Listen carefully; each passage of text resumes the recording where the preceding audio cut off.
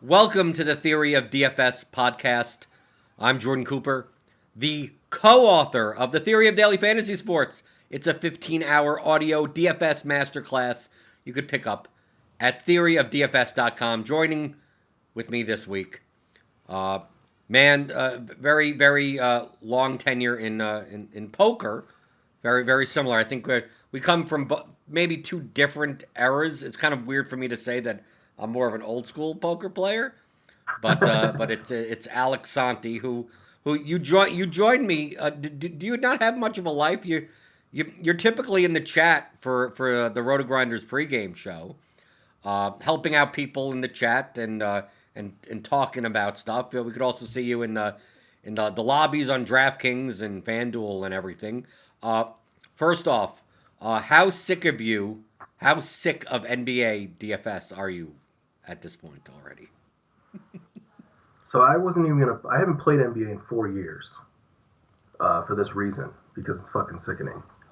And I decided this year, after making some good money in baseball and football, I was like, I'll dabble again. So I dabbled on Christmas, and I was like, once the new year hits, I'm just going to take 3 months off like I always do before baseball season starts. And it just sucked me in. The sickness. I think I finished top 10 in the Monster on Christmas Day. And I was like, oh, there's an extra $4,000 to play with. Let's play with it. And I kept playing.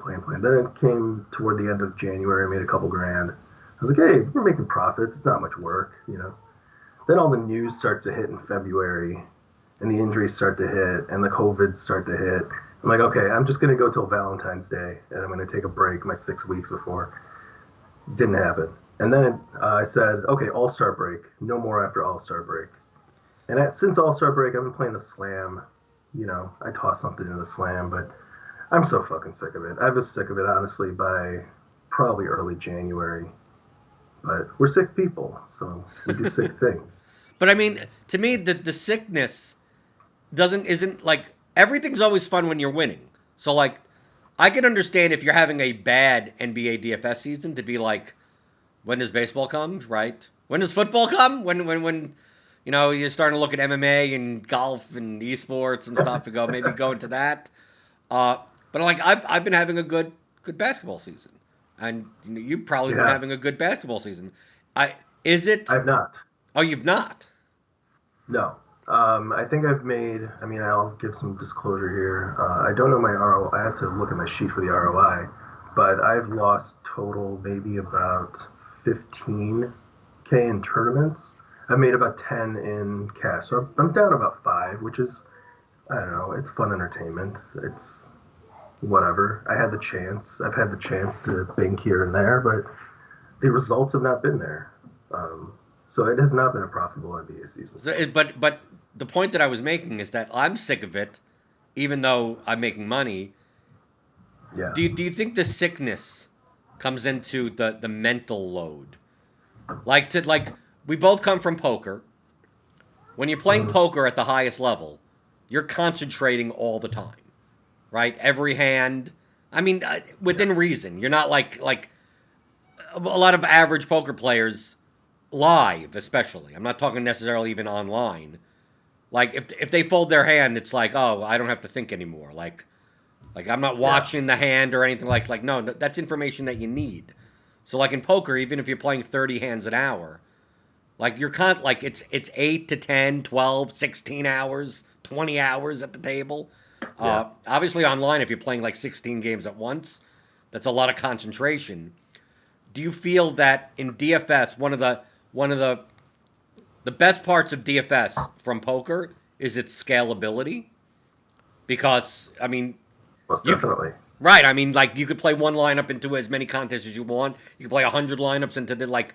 You're thinking at one time, and then you're going, okay, here's my strategy, here are my lineups, and then seeing the results of the hand play out as it is. That's how most DFS Thinking for sports an are. hour or two. Thinking Right, for an but hour or two. right, It's but not, in the full 6 hours of the slate plus the time you're prepping your lineups. right, but in NBA you have to be focused like the entire slate. I mean, like little pieces of Yeah. Yeah. news, starting lineups, and everything. Yeah. To me, because I was so used to that in poker, like in poker I could do it, But in DFS, when you primarily play DFS, you kind of like most of your work is front loaded, and then for the most part, like you're moving on with your life, and to some extent. And in NBA DFS, especially this year, with injuries and COVID and everything, it almost feels like you're always at the state of like alert at every given moment because Jason Tatum gets sick 20 minutes before the Celtics game. I mean, like is that where to me that's where the mental fatigue comes in to like even though I'm profitable playing NBA DFS, that it's just like I just want to be able at 7 o'clock to kind of just like turn off and be like, okay, I'm done. I could relax. I want to have the choice to talk to my wife or not talk to my wife. I want to have the choice to do that. And with NBA, I don't have the choice. I have to have the phone there. I have to have the alerts on. I have to be or at the computer, and I can't even watch the fucking games. I mean, I love basketball. I do like the game of basketball. But if I watch a game and I get sucked in, I'll miss an alert. 10 minutes before a game starts, right? The Jason Tatum stuff, like I can miss that because I get into a game or I start doing something else, Or sometimes, but Alex, sometimes it's not like a major thing like that. It's a starting lineup change. It's a yeah, this guy, you're playing all the Dwight Howard, and it's like, oh, Mike Scott's in the starting lineup. And it's like, how is that yeah. going to affect the Sixers rotation? And you may get an alert on that, but not realize that, like, oh, that may change a whole bunch of your lineups that you have at like 9 o'clock or something, and you never know what that's going to be. Like, it's not like baseball. We all know in baseball that some of these West Coast teams, we have the Angels. A lot of times you don't get their batting order. Sometimes you before lock, you get it a little bit after. Sometimes you have the Dodgers that they say that someone's going to pitch. May is going to pitch, but now he's not. Now it's going to be a bullpen game. You may some of that on the West Coast, but a lot of times it's not like, oh well, this guy's not. Now I need to start jamming in other stuff. I need to rearrange all those types of things. It doesn't happen that often. That in baseball, I'm not. Once lock hits, once all the batting orders are in, like I'm not at that constant state of what could happen next. If something happens, it's gonna be so out of the blue that like I'm not expecting the unexpected. But in NBA, you pretty much always have to expect the unexpected. Yeah, but baseball, I can talk to my wife or I cannot talk to my wife. I can, put my kids. I can help put my kids to bed. It's those little things that take the mental load off of like having the freedom to enjoy a book or enjoy a game or enjoy a conversation with my wife or humor a conversation with my wife, right? I can do that with MLB. I can do it with. I don't play golf, but if I did play golf, I could do it with golf. I could do it with MMA. I don't even watch the fights. I just put it in every now and then and see what happens. But yeah, NBA. There is a mental load of even if you feel comfortable, you can't feel comfortable. Even if you feel like the work is done, you can't feel like the work is done because complacency will set in. It's going to bite you in the ass, and it could be a starting lineup change. Sometimes with the starting lineup changes, I think in NBA we overdo that. Sometimes when a guy is injured and the guy who we think is going to start doesn't end up starting, like a frickin' Korkmaz or Tony Bradley over Dwight Howard, or who was the guy last night with the Pacers over Sumner McConnell. started instead of McConnell. Um, Sometimes in those cases, you stick with the bench guy because he's going to come out with more usage and he's going to get the 24 to 28 minutes that you initially projected. Maybe it's less than what you initially projected, but it's still going to be a good play for the price. And sometimes I just roll with it, expecting people to pivot to the Tony Bradley and whatnot. And maybe Dwight Howard gets lower ownership. That happened a couple slates ago. He ended up coming out for like 40 or something on FanDuel when Tony Bradley started. And I think Bradley had a fine game, probably smash value. But Dwight Howard was the nuts in that spot. I think it was Saturday night, actually. I don't remember.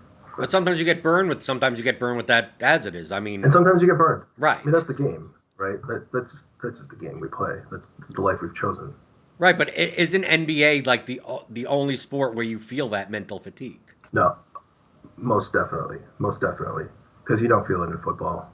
I mean, football, something happens for a 3 p.m. game, the late games, and a little click, you know, you need to make a little switch with a running back or something, but that's about it. Nothing's like NBA, Right. which is Well, why I quit but even playing. in NFL, and like we have those things in NFL where we don't know if Julio Jones is going to be active. We don't know, like those types of like the questionable people. But NFL has protocols that 90 They minutes do. before kickoff they're gonna be in an active list, and like I have 90 like yes, I'm gonna have to start switching lineups. I could prepare two lineup sets the night before. Go, here's my with Julio Jones, here's my without one. Do I have Olamide Zacchaeus in? Do I not have Olamide Zacchaeus in? We have, the red Dalvin Cook, maybe, who knows? I have my Dalvin Cook lineups, I have my Alexander Madison lineups. But having that security blanket of whatever happens, I have 90 minutes to work on it is so much easier. It's not as much of a mental load as basketball. I mean, you can't even trust the goddamn injury report. I mean, like you can like even that Yeah. doesn't matter. Like you don't even know if it's a game time decision. You just know that like okay, there's going to be games at 7, 7:30, 8, 9, 9:30, 10 o'clock, and 10 to 15 minutes before each of those times, I need to be on high alert for something to just pop up out of nowhere. And I may only have 4 minutes to change my lineups, as opposed to NFL, where like you rarely ever get the injured in warm-ups type of thing, where it's 12:58 and it's like, oh, the running back's not gonna play. Like it's so rare. But when you get 90 Yeah. minutes, it feels like, okay. Like, even when the inactives come out and I go, oh, Julio Jones is out. Like, I'm not rushing to my computer. I'm just like, okay. I could think about it a little, go, okay, I'm going to move these guys over here. I'm going to stack some of these things and then leisure and kind of do it, like as 1 o'clock approaches. But like in basketball, I'm just like, can I go out for a walk? Like, I could No. take my phone. Like, if I'm playing 100 That, lineups, can I go out for a walk? And the answer is no. that's what I'm talking about. The freedom. There's just the freedom of doing normal everyday things, experiencing normal human suffering, right? Like you can't do it. And there are two things that come to my mind. One, projections are so efficient in NBA that if you don't catch that news and you don't react to that news, you're behind the eight ball because other people have their projections. They'll tweak the minutes and they'll change their lineups. They'll upload that CSV, and boom, you're behind those people who are doing that. In NFL, that's a little bit harder. It's a little bit more difficult. There's a little more of the brain stuff that goes on where people don't only optimize for the projections for their 150 lineups, right? Like it's not a simple minutes boost to from 28 to 32 minutes. So I think there is a greater edge in the NBA, or there's a greater deficit in NBA to not reacting to the news. Also, there's less variance in the project because those projections are so efficient. If you don't get on that guy who's going to 10x, like you're just fucked. But if you don't get on the running back who is, $4,000 who gets 20 DK points, well, you can still survive it. But even then, You you're might not not even be able. guaranteed. Like in the You're NBA, not like guaranteed. a guy that's going to walk into 36 minutes that normally would be projected for 20, No like other sport has that. right, no other sport, right? Because even the running back, it's like, oh, well, 4K running back. We see the Brian Hills, and then it's like, great, Smith 13, comes in and gets the touchdown, and right, 13 for 29 with no touchdowns. It's like, great, 40% owned guy gets 2.9 points. Like those guys could still bust. But do you Mhm. think, Alex, that we talk about this? The edge in NBA late swap is one of, if not the hugest edges in all of DFS, because I think especially in the when it comes smaller to field NBA, GPPs, like people don't do it at near nowhere close to enough. Like, are we're complaining about the fact that from 7 to 10 or whatever the slate goes, and even 2 hours before the slate, having to have this mental load. But if it's providing us the biggest edge, Like, what's the trade-off in that? Like, I'm a proponent of no late swap in NBA because number one, I think it is harmful to the ecosystem because of how much the edge is over casual players. And coming from poker, we know for a healthy ecosystem, there needs to be that balance of skill and Gotta luck. have the fish. Right, you gotta have Yeah. you gotta have the fish, right? And having too much edge in late swap just destroys people. But we also have it that like if without that edge, like isn't that taking away from our earn by having lock at like 7 and you have to take the chance. Is Jimmy Butler going to play or not going to play? Well, if you want to take a shot, he's going to be low owned because not many people are going to play him with the Q tag. Or are you going to play Bam or Hero, or you're going to play someone that benefits and be like, well, I'm going to take the shot that like he's not going to play. Like to me, there's an edge in doing that. Enough so that I don't mind giving up the late swap edge if I could just get rid of this mental fatigue. Because it's Well, that, I've enjoyed playing NBA DFS, but like this season, it's just like I'm 3 months in, and I'm like I'm just I've had to take days off, and typically I'm not a days off type of person, but it's like Saturday, it's like fuck it, like I'm done.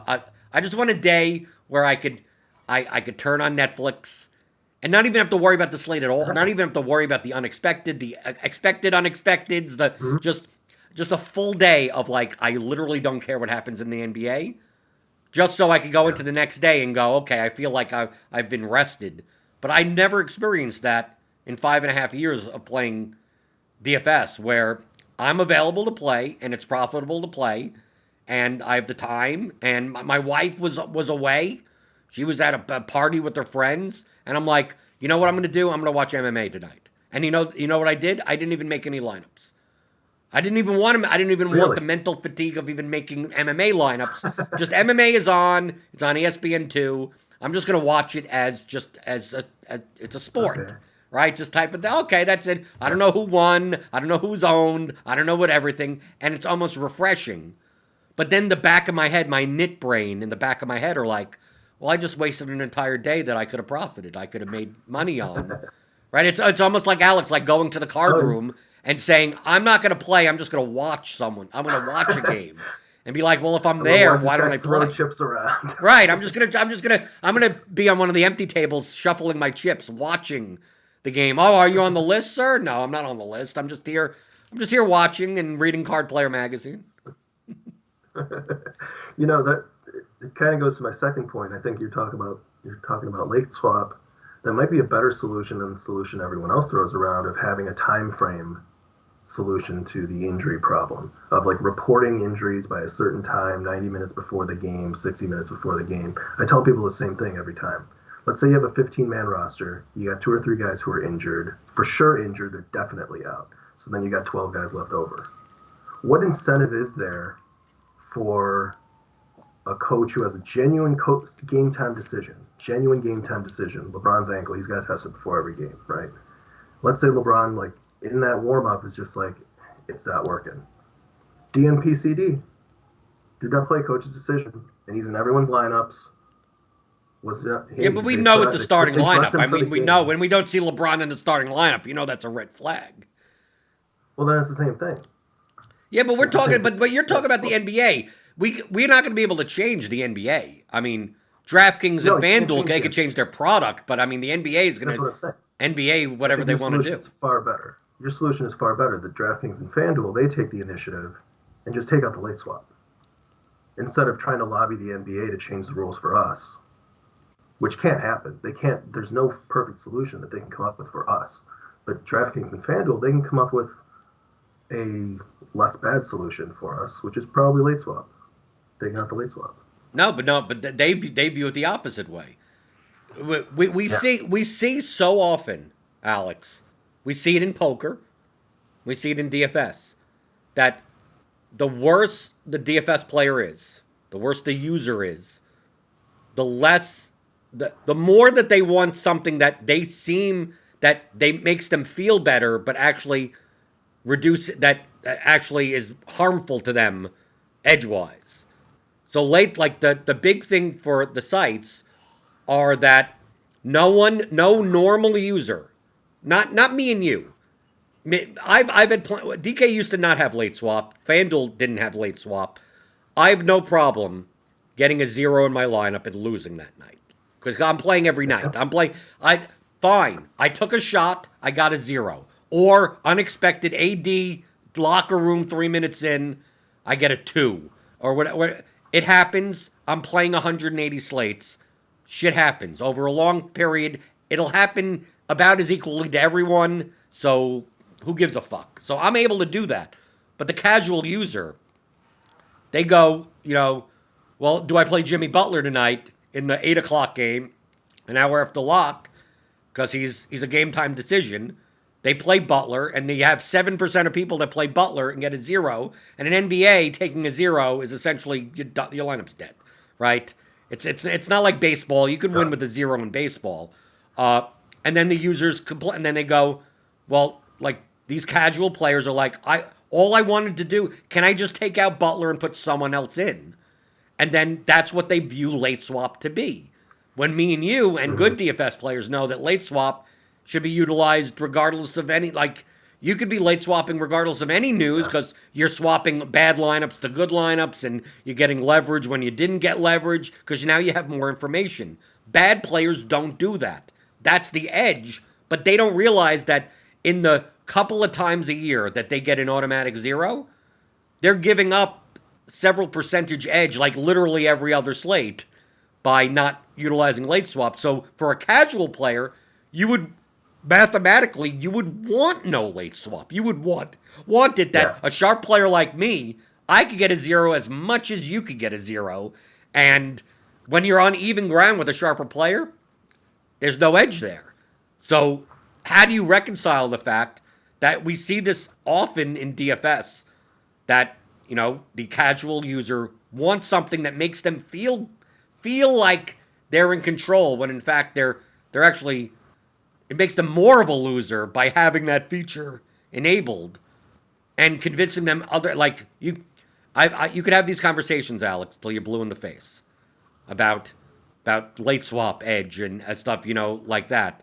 And I mean, you got to keep the fish, right? I mean, like that's like just like in poker, people don't understand, well, hit the last hand, it's gonna hit this. Like people have these superstitions and misunderstand math or have faulty logic that hurts them, and then you try to explain why it would be better the other way, and they dig their heels in more and go, no, you're the one that's wrong. And I just go, well, then just keep on losing, I guess. I mean, just like how do you not understand this? But it's typically people that just don't really think like mathematically or probabilistically. Like how do the sites reconcile that? Because if you ask the sites, like I'm on the the VIP player committee, whatever, and which just to be clear, it's like a glorified focus group.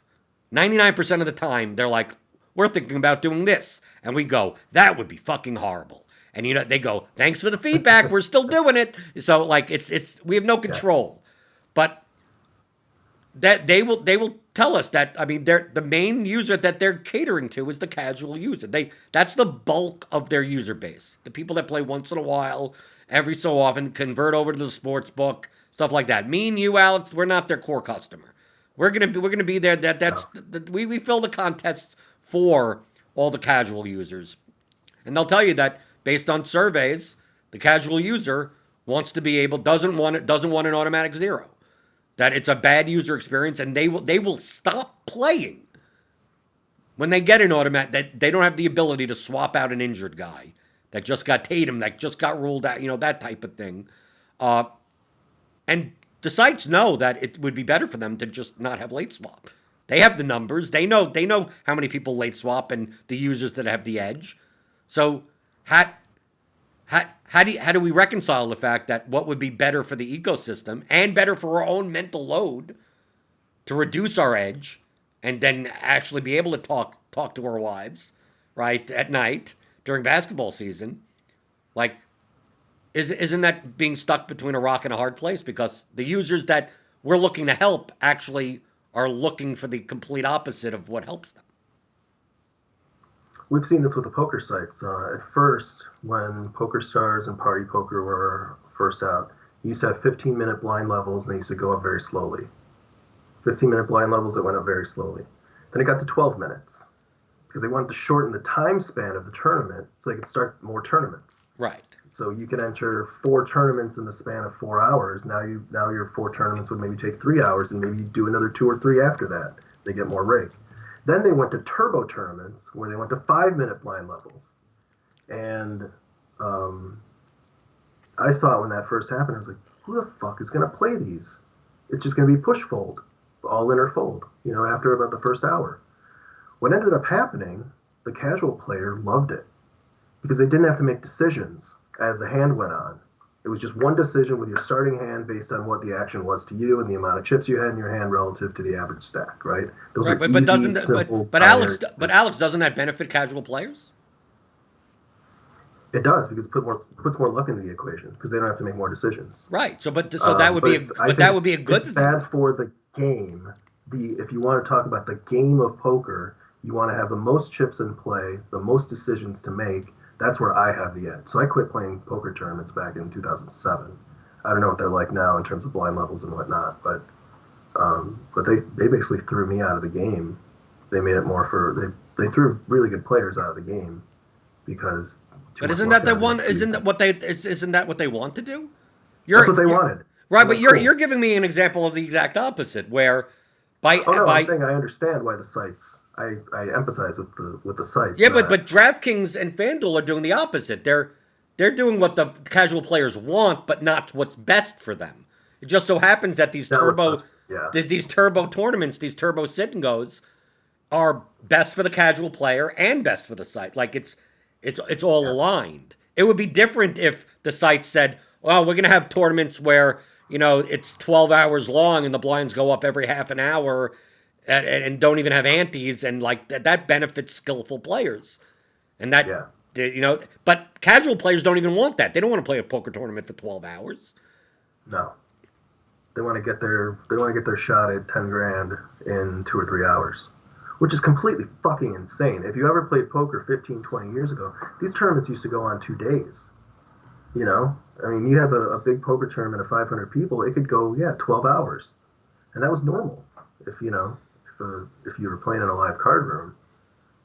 But now, they want these tournaments done in 2-3 hours. It's bananas. It's a lot of luck. It's a lot of luck. It's a lot of luck, and there's a lot of money out there in rake to take. Right, but it also goes to another point you were talking about with taking a zero. And I think this is one of the most important points in DFS that we don't talk about. And I think only gamblers understand this. And I think gamblers, we think other people understand this because it comes off as intuitive. It's not. Bankroll management. You can take a zero because you manage your bankroll well, not because you're this great DFS player with an X ROI over Y, right? That you can beat the rake. You have bankroll management skills, and you have bankroll management rules, and you have game selection rules. But if you're just willy-nillying, I've got $1,000 in my account, I'm going to play the monster tonight, and I'm going to play the clutch shot with 150,000 people with the same lineup. Well, you got bad bankroll management skills, and you got terrible game selection skills. No matter what your ROI is, eventually you're going to hit a losing streak, and you're going to go broke. You have a 20% ROI, you're going to go broke playing like that. But aren't you describing most people? I think I'm describing most people. Right. Yes. But don't you understand now, Alex, I'm gonna push back. Me and you both know that. Like professional DFS players, if you want whoever you want to call professional, have good bankroll management. There are plenty that don't. Right? There are plenty you don't see in the lobbies anymore, maybe because they played a little bit over their head. If the sites know that the casual players don't want to take a zero, and the more casual players, I'm using casual, whatever, also don't have any proper bankroll manager, that means automatic zeros affect them the most. When you're like, oh, I have $2 grand, I'm going to play $1,000 tonight, and that's like half the money that you have. Like, taking a zero is a big deal, but when I'm playing less than 1% of my bankroll on an NBA GPP, And it's like, Mm. so I'll take a shot on Butler at 4% owned, and if he's not in, and okay, then on to tomorrow. Then I just lose that slate, and it's like that's us, but that's not normal. So the sites know that the bulk of people are playing above their heads from a Kelly criterion perspective. Yes. So don't they want to protect those? Isn't it in their best interest to protect those players? It should be in their best interest to educate those players why you shouldn't be playing at the level that they're playing. But of course, that affects their bottom line. They never want to have any type of functionality in their site where it's like, do you really want to play this much? Right? Like they're a public company now. Like their shareholders Yeah. would be like, what do you mean? I mean, we see on Yeah. FanDuel that they don't have a limiter for head-to-heads. They do that for a reason because they want you to play as much as fucking possible. At least DraftKings has Yeah. some type of protection there for that. But I can't blame the sites for if you want to play $5,000 tonight and you only have $5,000, go for it. But they also don't want that customer, to them they're a customer, to be pissed off at the product. Like there's a difference between uh, I'm gonna play all my bankroll on one slate and then lose because it's like, oh, this guy didn't do well, or I picked Oladipo and he didn't do well. Like, and a guy like literally like, okay, everything locked at 7. Jason Tatum's out and he's in my power forward spot, and I just lost all my money. Like they're gonna blame the sites. They're not gonna Yeah. necessarily even blame the Celtics or Jason Tatum. They're gonna be like, why can't I swap this guy out to at least someone else so I don't take a zero? So it still comes down to the sites having to. It still comes down to the general concept I said before that the more casual, the more average. I'm using these adjectives; they're interchangeable. That it's the Dunning Kruger. Recreational. To me, it's the Dunning Kruger effect. The less you know, the more confident you are in what you want. Like like the most DFS players that I talk to that are like have bought the course, have just started out, that tune into the Roto Grinders pregame show, that are newer, or at least like haven't like played seriously, and they're just starting to play seriously. Like the main thing that I tried that maybe that's why I'm more of an asshole and give more blunt answers is that I need to shake you out of your confidence. Because people come Hmm. in and go, I know basketball. I've been watching basketball for 20 years. I'm going to beat this game. And then they play for a year or two and they don't beat the game. And then they start coming up with conspiracy theories. They start coming up with bots, and then people are cheating, and you're getting so unlucky. And then you start explaining to them like no, it's not a game of basketball. It's a game of math. It just so happens to be Yeah. that the pieces are basketball players, and the main thing is the first barrier is the stubbornness of no, you're wrong. I know about basketball, so I should win. I deserve to win because I know basketball. Like I need that's to me that's the Dunning-Kruger effect of you're so confident the less you know, the more confident that you are in that you think that you know, and I need to break that veneer first before you could even get better at the game.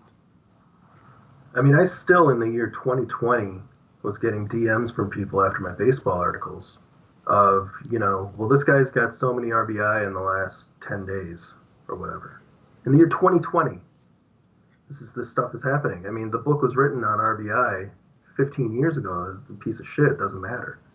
But also the These past people 10 need games to play doesn't twice. matter. I mean, I also say like, well, this guy's been Yeah, hitting well, and so yeah. So what? so So or no, so I get people, when you Alex. talk I about basketball people, baseball people are the worst when they think they know. oh yo definitely. Baseball people think they know. Oh my God, baseball people are the worst when they think they know. 'Cause you can't tell a baseball person everything you've ever learned was wrong. But it's not even about the analytics. I'm just talking about in just playing the DFS game. That I've had people that DM me that say, I've been uh I've won four slates in a row in GPP. Should I move up tonight because I've been playing so well? I go, what do the past four slates have to do with tonight's slate? Yeah. What is that? What are is there something that are you for some odd reason are you playing better? But even then, a 4 slate sample size, you wouldn't even be able to fucking judge that on whether or not you just got lucky. So like, Yeah. the fact it's the roulette it's the roulette wheel with the display on the roulette wheel type of thing of like, well, black's been coming up 5 times in a row. Like, well, does that mean you bet on red because it's come up 5 times in a row and the likelihood of it coming 6 times in a row, or is black hot and you have to keep on like, dude? But they're both wrong. Like, none of that matters. It's still the same fucking probability. So, to me, it's those types of things. It's like the things that to a less, I don't want to call it less logical brain, like it's pattern recognition. Human brains are designed to recognize patterns, and if you don't have the proper like the objective mathematical like background, you could get deceived by patterns like fucking all the time. And Hmm. the more that you've been deceived by patterns, then you get into another bias, which is you've seen something so often that you think it's true, right? We know that there are plenty of facts that people parrot information and they go, well, I've heard it so many times it has to be true. It's like, no, it doesn't have to be true just because you heard it a bunch of times.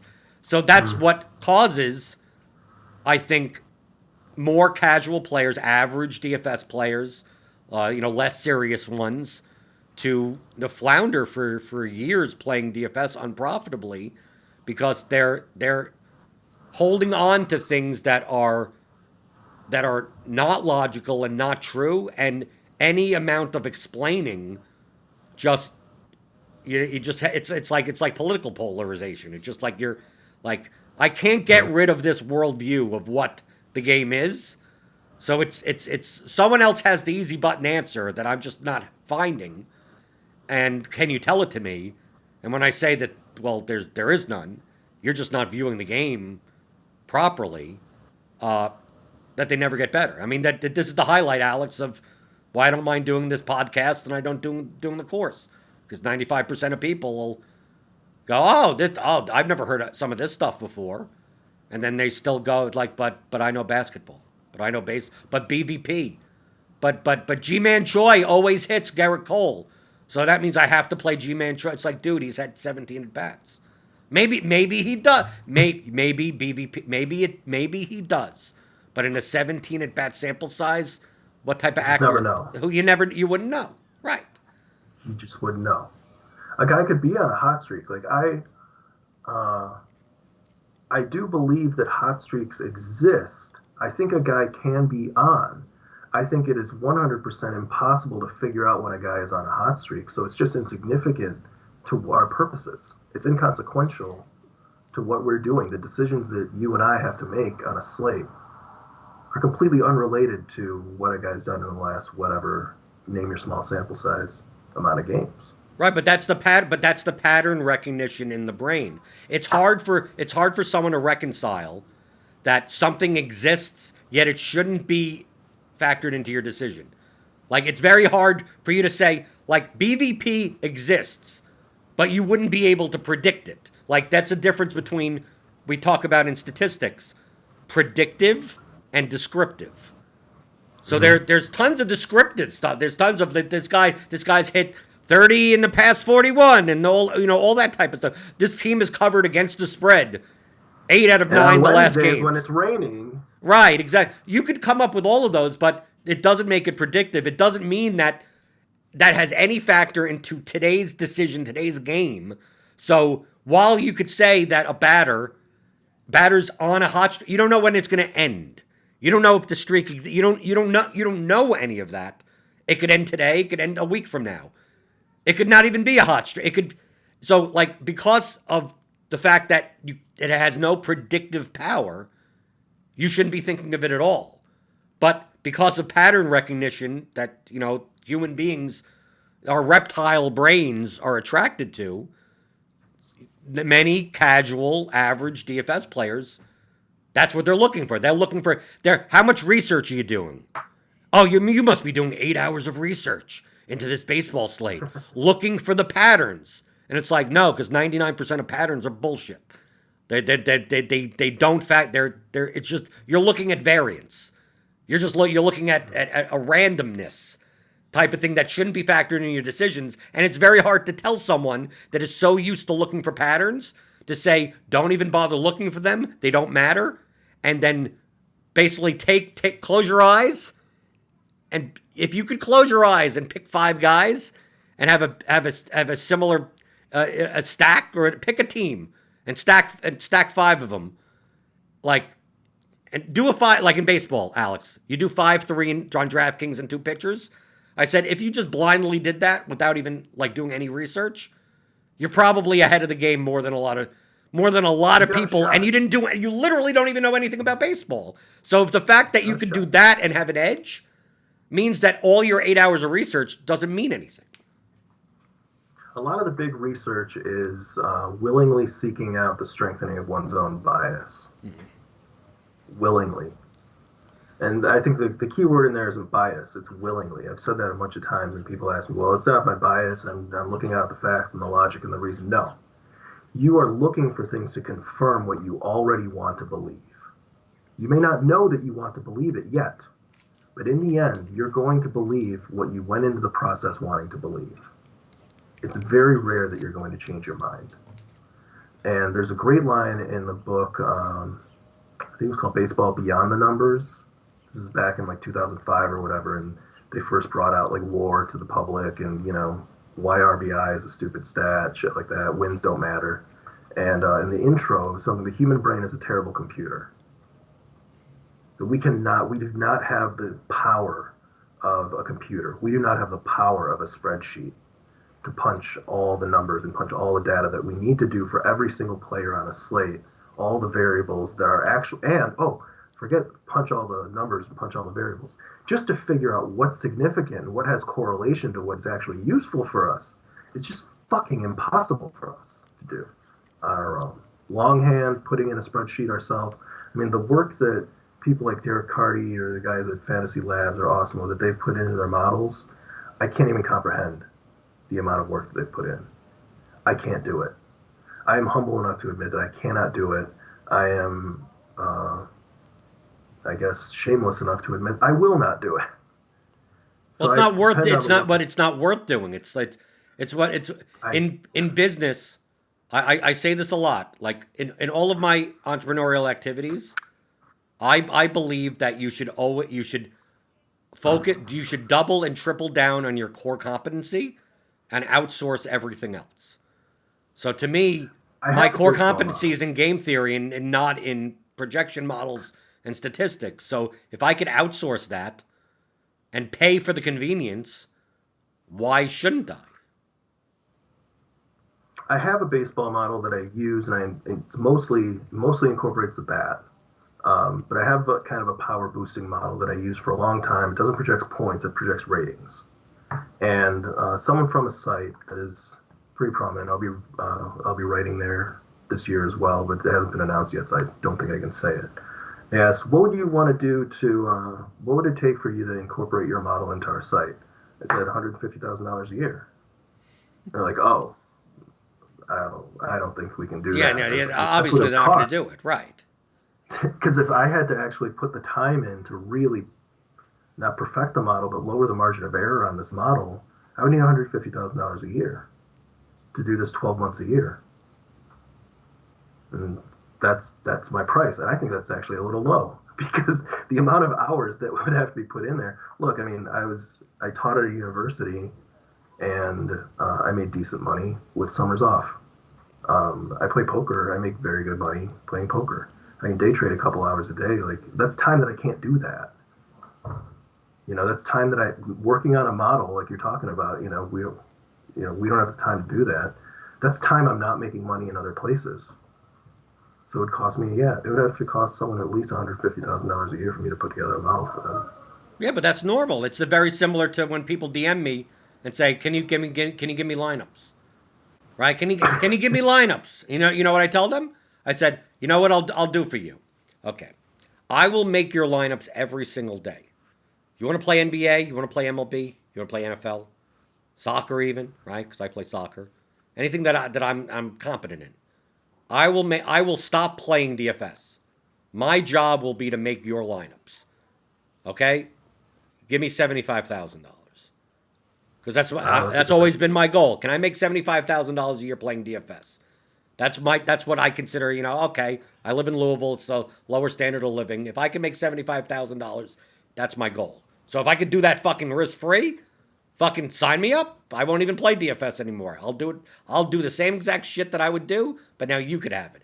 Their attitude is like you're crazy. I'm like, yeah, well, there's a reason why people sell lineups for $10 on Twitter. It's because they're losing players. They're Because worth $10. right. That's exactly. It's like, dude, if you want the results that I have, then you have to pay for you have to find the arbitrage. Well, it wouldn't be worth it because I only make 75,000 and I have to pay you. I go exactly. So why the fuck would I be making your lineups? Right? So that to me that's the point of, like, even with Cardi with the bat. Like dude, the projections in the industry. I mean, imagine, Alex, if RG didn't have any projections, if Ultimo didn't, if all these sites, labs didn't have any projections, that you had to build your own model. You couldn't deny the fact that the games would be dramatically easier. I had a greater edge back in 2016 in this game than I do now. I have to put more work into lineup construction, which has been good for me in terms of strengthening my own personal game. But I have to put more mental energy into creating lineups nowadays than I did in 2016. In 2016, I used to just, I had my models for basketball and baseball, and I just clicked solver.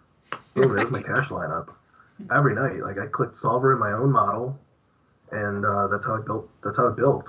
You know. But now I can't do that all the time, and now the bat's just done everything that I did times 10. So I can click optimize on the bat, and Derek Carty, maybe I shouldn't be saying this. I'll say it softly. It's too fucking cheap. Well, Alex, that's the point that I'm making.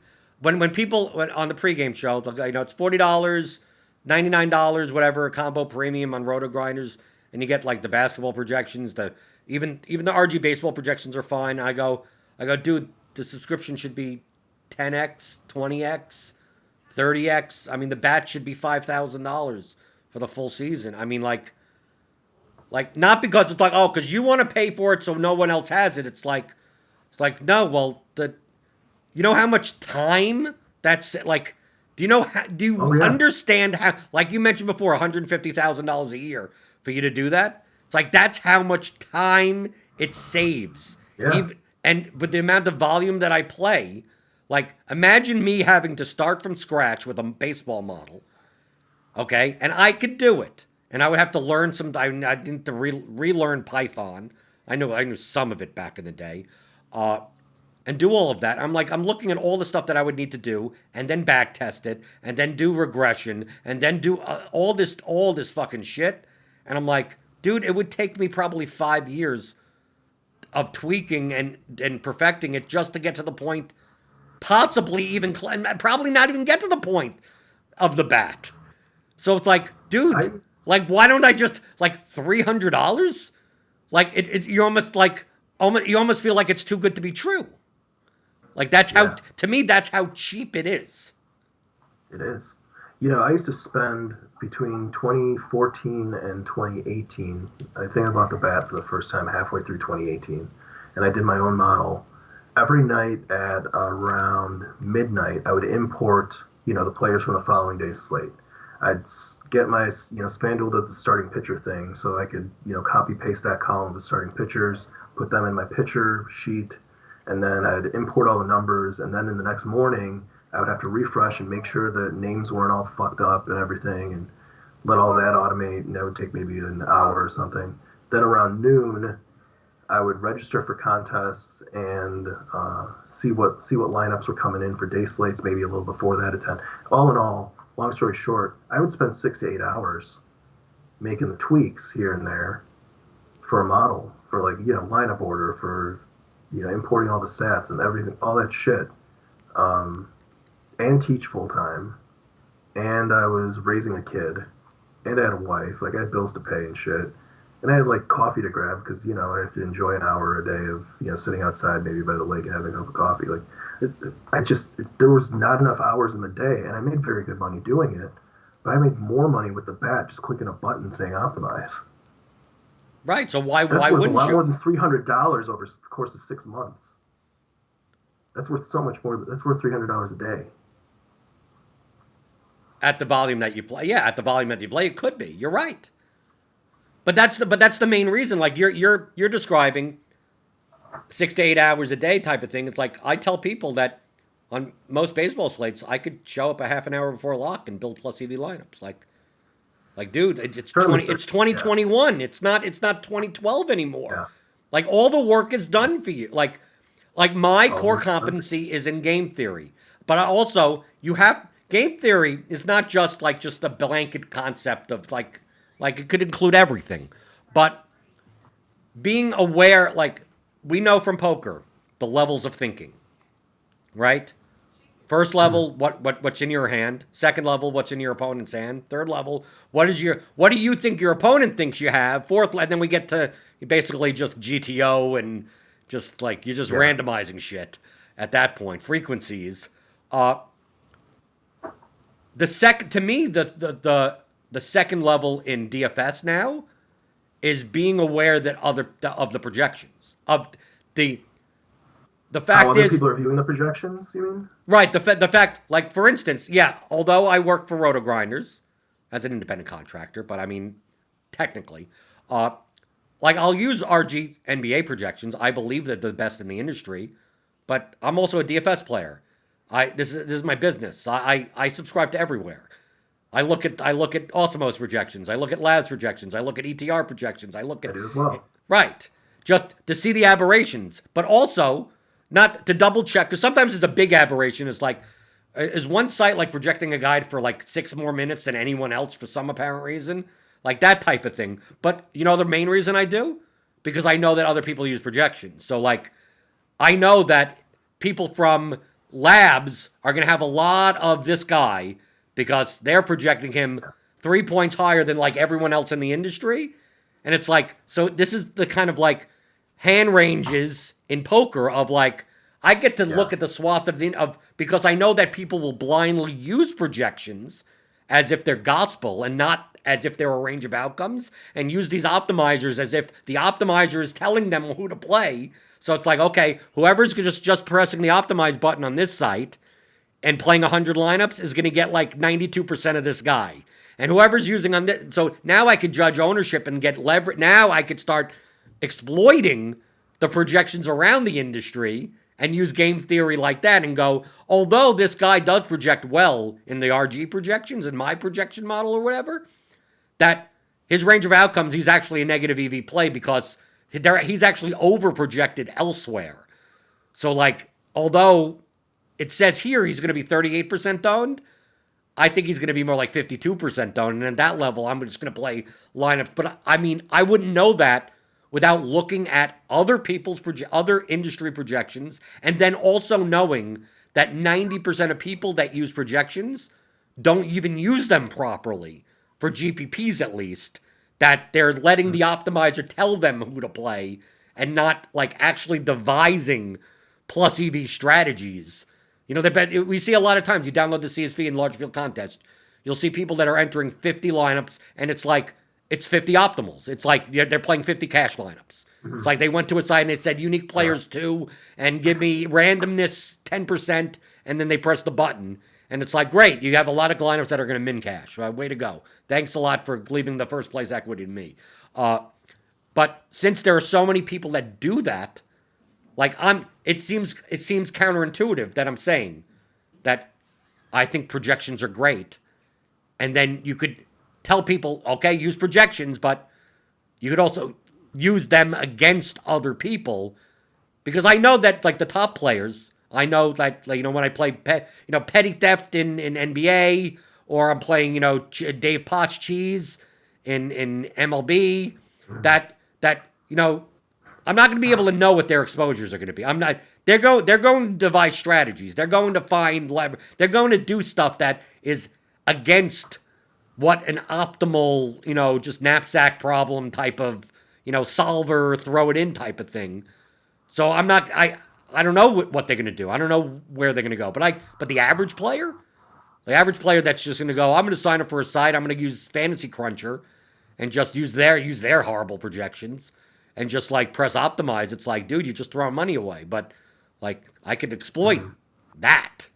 So do you think that in the obviously compared to 2014 or something like that, there weren't all these places. You had to have your own model. But now that models are more available, don't you think that the edge now, even with people that have projections, is just doing exactly as I described in GPP and exploiting players that are essentially over projected elsewhere because people don't know how to prune that stuff out? I think the main edge is in game selection. Because what decisions do we make as players? We choose who's in our lineup, and we choose the games that we play, and for how much money. So if there's an NFL, I feel like this is really useful in NFL cash games where, projections kind of swing. You can pretty much project, or you could forget project. You can predict 6 guys in the main NFL cash lineup. And there's a 2v2, maybe a 3v3 somewhere. Right, and the 3v3 involves the defense, and a lot of times defense doesn't matter. So it's like it could be one of these 4 defenses. It's like a tight end and a punt and a wide receiver 3, right, or a wide receiver 2 get switched out.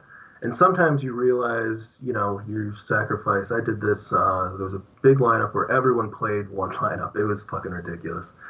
But it was a Travis Kelce lineup, and there was a Darren Waller lineup that had like a 0.7 something difference in projection on the blitz.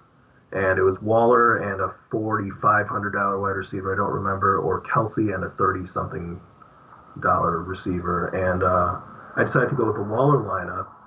But because I was making that sacrifice in projection and I was going to be going against some massive chalk, I chose to play more triple ups and quintuple ups, which I normally don't play.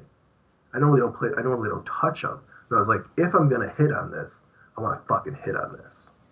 I'm not going to waste my time on 50-50s. I limited my head-to-heads. I think my hundreds ended up getting really filled because I put them in too early. In the week, so I got like $2,500 head-to-heads taken up, and I was like, oh shit. But head-to-heads aren't that bad in aggregate. You'll still end up getting a linear. No. If you win that 2v2, you'll just end up winning probably 92% of your head-to-heads. But there was a shot that I was gonna, lose about 20 of those head-to-heads. Right, of course. So I was like, I know. Bumped up my 3-mans. I bumped up my 3-mans and I bumped up my triple ups because I was going against some projections. Waller went the fuck off. He went fuck the fuck off. Right, that was the one where he had 60 points or something like that. He had I remember that week. Yeah, I think it was against the Jets. I could be wrong, but he got 16 catches or whatever it was. It was ridiculous, and made a lot of money not because I made the right lineup. I chose the right games for the lineup. But the key point that you're making is for the lineup. I mean, you know I'm big into this. I mean, you're preaching to the choir here. This is, I talk about this all the time. It's about the lineups, not players, and then the progression that you think about should be: what contests am I in? What type of lineup should I make? What players fit that lineup? Well, most average players do the opposite. What players should I play? How do I put them in a lineup? And then what contest should I enter? But when if you're planning on playing cash games, double ups, those that, where it's not progressive payout structure, that obviously the more chalky you are, the more correlated you're going to be to other lineups in the contest, which could be beneficial when half the field gets paid the same amount.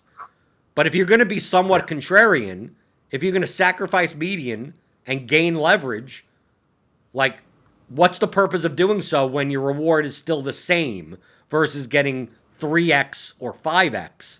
Especially when we all know that 90+% of the lineups that are in triple ups and quintuple ups are the people's cash lineups that are in double ups.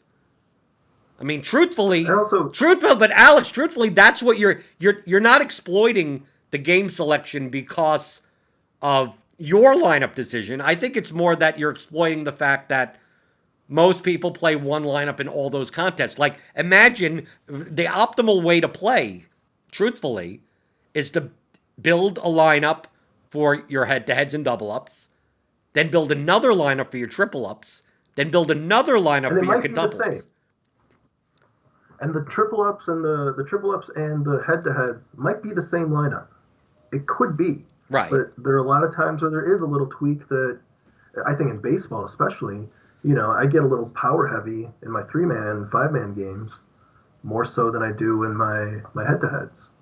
And that's where you do deviate from the optimize button. Well, you're trying to increase your variance because you're going to get a higher payout if you do. Sure. Like I will try to think of a quick outfielder. A good Jesse Winker is a guy who gets on base a lot. And let's say they're facing a shitty pitcher in Cincinnati. So he can score some runs and he can get on base and he's going to project really well. He's going to project the same as Joey Gallo. I might put Joey Gallo in that 3-man lineup and put Jesse Winker leading off in my head-to-head lineup. They project about the same, but I want the home run upside of Joey Gallo. And there have been a couple times where I actually messaged Cardi and I was like, can I really do Joey Gallo here? And he'll be like, it's sexy, And sometimes if Cardi gives me the it's sexy or, the kind of I like it, and it goes with the projections and the bats saying they're about the same, I'll go with the higher variance play. Right, because you're going to make more money. Because you're not just going to double your money, you're going to triple or quintuple up your money. Over the course of, 500 slates, I think I've got a better shot at, tripling up. Right. But do you think the edge in doing that? Like I mentioned before, like you're highlighting your choice of a Winker versus Gallo. So obviously, let's say they both have a median of 8. But it doesn't mean they have the same range of outcomes. So like Jesse Winker is the type that's going to score between 6 and 10. And Joey Gallo is going to be the type that scores 0 or 18. But their median is still going to be, it's going to look to the optimizer. It's going to look, an 8 is the median. But you take the high variance player because you'd rather score first in a 5-man contest.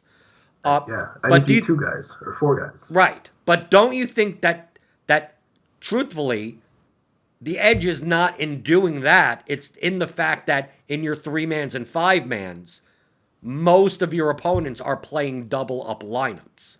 They're playing they're playing wing. It's because if everyone was playing Gallo in that contest, you wouldn't have the edge because everyone's going and it's because everyone's playing Winker because he's the lower variance play and people don't make separate lineups for 3-mans, 5-mans. They're just I'm playing 764. It's Empire Maker. I'm playing one lineup and I'm literally playing it on the entire site and not making any deviations. And so many people do that, which is still a plus ROI. I mean, in general, I mean, the edge in the 5-man, you're just capturing some upside there, but it's not optimal.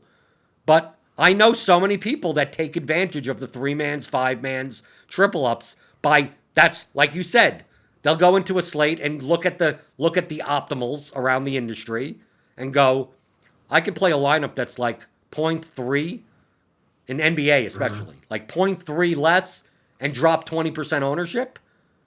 And then and then they don't even play double ups anymore. I'm just going to enter all the triple ups and 3-mans and play that lineup. I don't have to win half the time. I just have to win 40% of the time and I'm profitable because I'm making extra money that way. But the only reason that becomes like from a game theory optimal perspective, it's because other people are playing the suboptimal lineup, not because necessarily you're playing the optimal one. Yeah, exactly. And this is where bankroll management comes. We get back to bankroll management. You have to have the bankroll. Once you get out of you have to tweak. Some people just have a cash bankroll idea or cash bankroll rules, but I think you have to have some different rules for 3-mans and for 5-mans than you do for your head-to-heads, because there is going to be a little more of a swing. You're only going to win, 40, maybe 40. I mean, you win 42% of the time in your triple ups. You're balling. Right, you're balling. Right.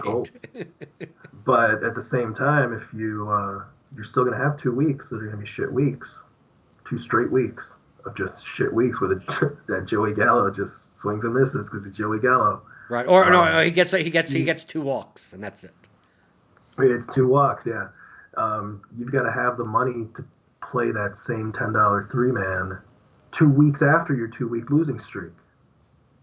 When he does slam that dong, when he does have that double dong game, you got to have that. And I think it happens the most. Happens a lot in football too, where you have those little tweaks and projections.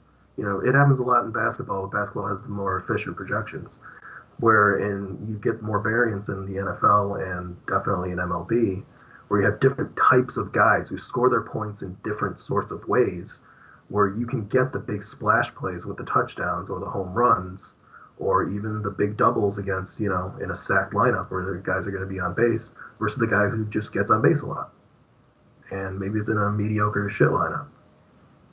I think you can do it a lot in baseball. Well, in baseball, it's an event-driven sport, so like that's why I don't mind. Like I play MLB GPPs like nuts. So everyone knows that I play. Oh yeah. Like I'm gonna have 2% don't stack. If I'm, some random hey, fucking team goes off, I probably got them.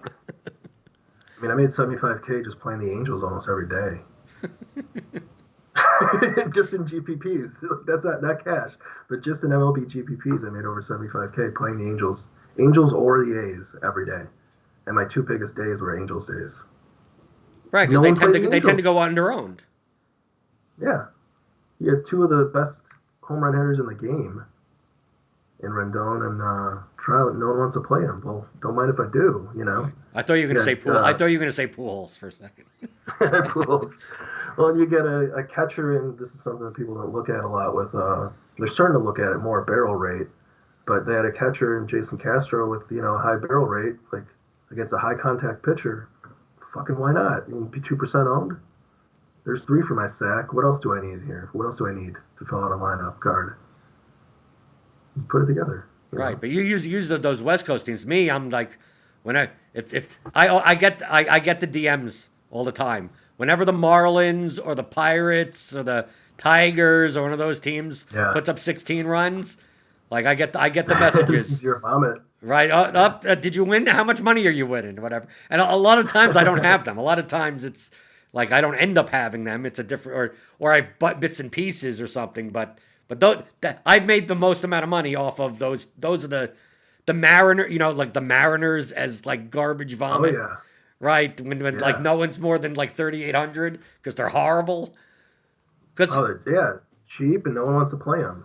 right, but if you can, what I do, Alex, is when I play MLB GPPs, I do very similar type of mentality that you're thinking of.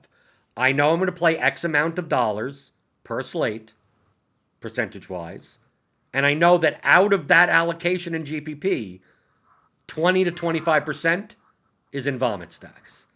Like it's just like I've committed to like I'm going to play vomit stacks and in a quarter of my portfolio of lineups every single day. It'll hit maybe once or twice, and hopefully that makes up everything for then some. But like I'll look and it's like okay, I guess if there's two 10K pitchers that are worth playing, I'll always have vomits that whatever it could be the Orioles, it could be Figure it out. right, or it could be a little bit of each. I may have five of each. I mean, it could be like, oh, I have 5 stacks of the Tigers, 5 stacks of the Pirates, 5 stacks of the Marlins, five.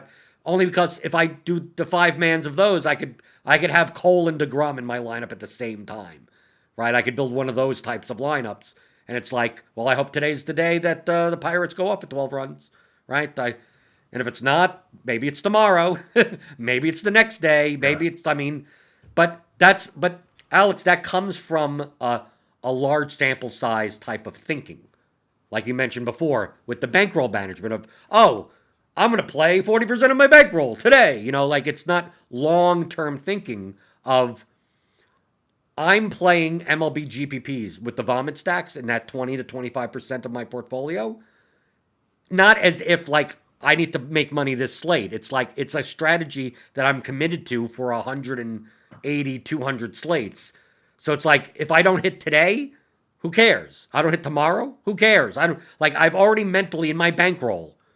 If I'm playing $300 worth of vomit stacks a day and I'm playing 200 slates, it's like, well, I'm committing $60,000 into vomit stacks. Mhm. Now, obviously, some of Well, them will min cash or whatever, but like I'm doing that from the very beginning. I'm not saying like a week later, well, maybe I don't play Vomit Stacks on this slate. Maybe no. It's like no. It's very similar to the NBA cash games that what I'm doing with the Roto Grinders projections. It's like I'm not changing it based on the slate or anything. It's just like I've committed day one. My $20,000 that I've invested is gone, and I'm not cashing mhm, out until it's in the pot. till the end of the season, right? So like no matter what the swings are or anything, it's just like 10%, 10%, 10%, 10%. Just keep on going. And if it's 6 days in a row I lose, who cares? It's like the slate isn't over. I still have PMR left until the end. So just like in baseball with the vomit stacks, or how this is all of DFS play. Of we say in poker, right? But we know the phrase in poker. Poker's just one long game, right? If you're not All playing one long tournaments, session. right, if you're not playing cash, if you're playing cash games in poker, oh, I'm gonna get All up one long now. session. What No, was that? all one long session. It's just all one right. I've been So playing one long session since 2003 in right, poker. You know, but and I men, went broke a couple times. Like I stress bankroll management because I've gone broke. I went broke in 2007 real bad. Then I went broke again in 2009. Then I had to pay a bunch of people back a lot of money, which is not fun. And I never want to go broke again. So I preach bankroll management because you don't have to go broke. You don't have to borrow money. You don't have to be destitute. You don't have to go through struggles. A lot of people have done the work for you, so to speak. A lot of us have gone broke in the past, and I never want to do it again. Look, the two, I mentioned the 75,000 I made in MLB GPPs. If you take away my two biggest days, I was down 10,000. right, If those 2 days I decided not to play, or I just made a couple tweaks and only made half that, whatever, or let's say I just made the wrong decision and went with the chalk stacks, instead of playing my own game, I would have lost maybe $10,000, $12,000 on LMB GPPs. But I have to be able to withstand the losses on any given day, because it's not about a day to me. It's about not even a full season. It's just about the long run of one long session. Can I afford to lose for a month straight? Can I afford to lose for 3 months straight? We joked about basketball earlier. It's like, whatever. So I lost 5,000. It's not a bragging that I lost 5,000. It could be $500. It's not about the $500. It's not about the losing. It's about playing well and making plus EV plays over the long run. And eventually the profit comes. right. It's all one long. I mean, it's all one long session. I've said in poker, where people, when I ran a room in New York City, and someone would be up $800 on the night. It's like I'm going to leave because I'm going to leave up, right? And it's a good play, and it's a good player. I mean, whatever. I'm going to leave $800 up because to feel good for the night, right? And I go if you saw this game tomorrow, like with the people that are in it and the action that's in it, would you sit No. down? They go, yeah. So I said, are you tired? Are you Why are you not getting playing up? well? So what? Just said, yeah, but I don't want to give it back. I said, but what happens if you gave it back tomorrow? Like what is the time? If you cashed out now, walked around the block, and then walked back in and Mm-hmm. bought in again and pretended it was tomorrow, what Mm-hmm. does any of this matter? What do these arbitrary periods matter? Is the game good now? Are there whales at the Exactly. table and the action's good and you're getting paid off on your hands? Like then sit down and make.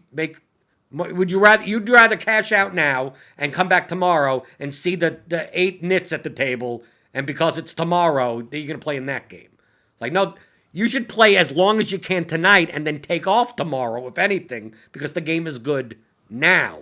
So the Yeah. arbitrary Yeah. period of like I gotta leave up, I can't leave down, or like all those things are just those are those logical fallacies that we talked about in the beginning of Mm-hmm. like how the human mind works of like it's a psychological thing of like I want to leave up, and it's like, well, what does Yeah. up mean? What does up mean? What does it mean? Are you quitting poker today? Right? I say that in DFS. Right? When people like, oh, I got to play safe today. I'm going to play whatever, and they play safe lineups, and it's like, well, I don't want to lose $200. It's like, well, I mean, are you not going to play tomorrow? Is DFS over? Yeah. Like, if you don't win today, Does DFS not exist tomorrow? Because if it doesn't exist tomorrow, then I can understand why you're going for broke today. You want to play 100% of your bankroll today because DFS, the whole world is ending tomorrow? God bless you. That's optimal, okay? But we're going to be here tomorrow. To that end, if you like, I do this a lot of times, especially in baseball. I'd say this happens to me maybe once a week. In basketball, it's happened to me maybe twice a week with GPPs. If I feel like I'm too chalky, not building really good, just unregister from fucking tournaments. Right, just say fuck it. Take the night off. I'm just like, I can't do it right now. No mas, tomorrow. Right, there'll be another game tomorrow, right? Yeah. There'll be plenty of games tomorrow, and there'll be plenty of better plays, and maybe my head will just be in a better place. I'm just not seeing it right now. And that's part of managing a bankroll. You talk about that guy at the table. One of the things you said, are you tired? Right? Like, it's not just about the assholes, the fish at the table. It's also, hey, are you feeling good? You playing well? Keep playing well. If you're not playing well, if your head's not there, fuck it. Just take the night off. Click optimize, fill in some cash lineups, and have fun with that. Right. Just like what I did on Saturday with MMA. I'm like, I'm not playing NBA tonight, but I have nothing else to do tonight.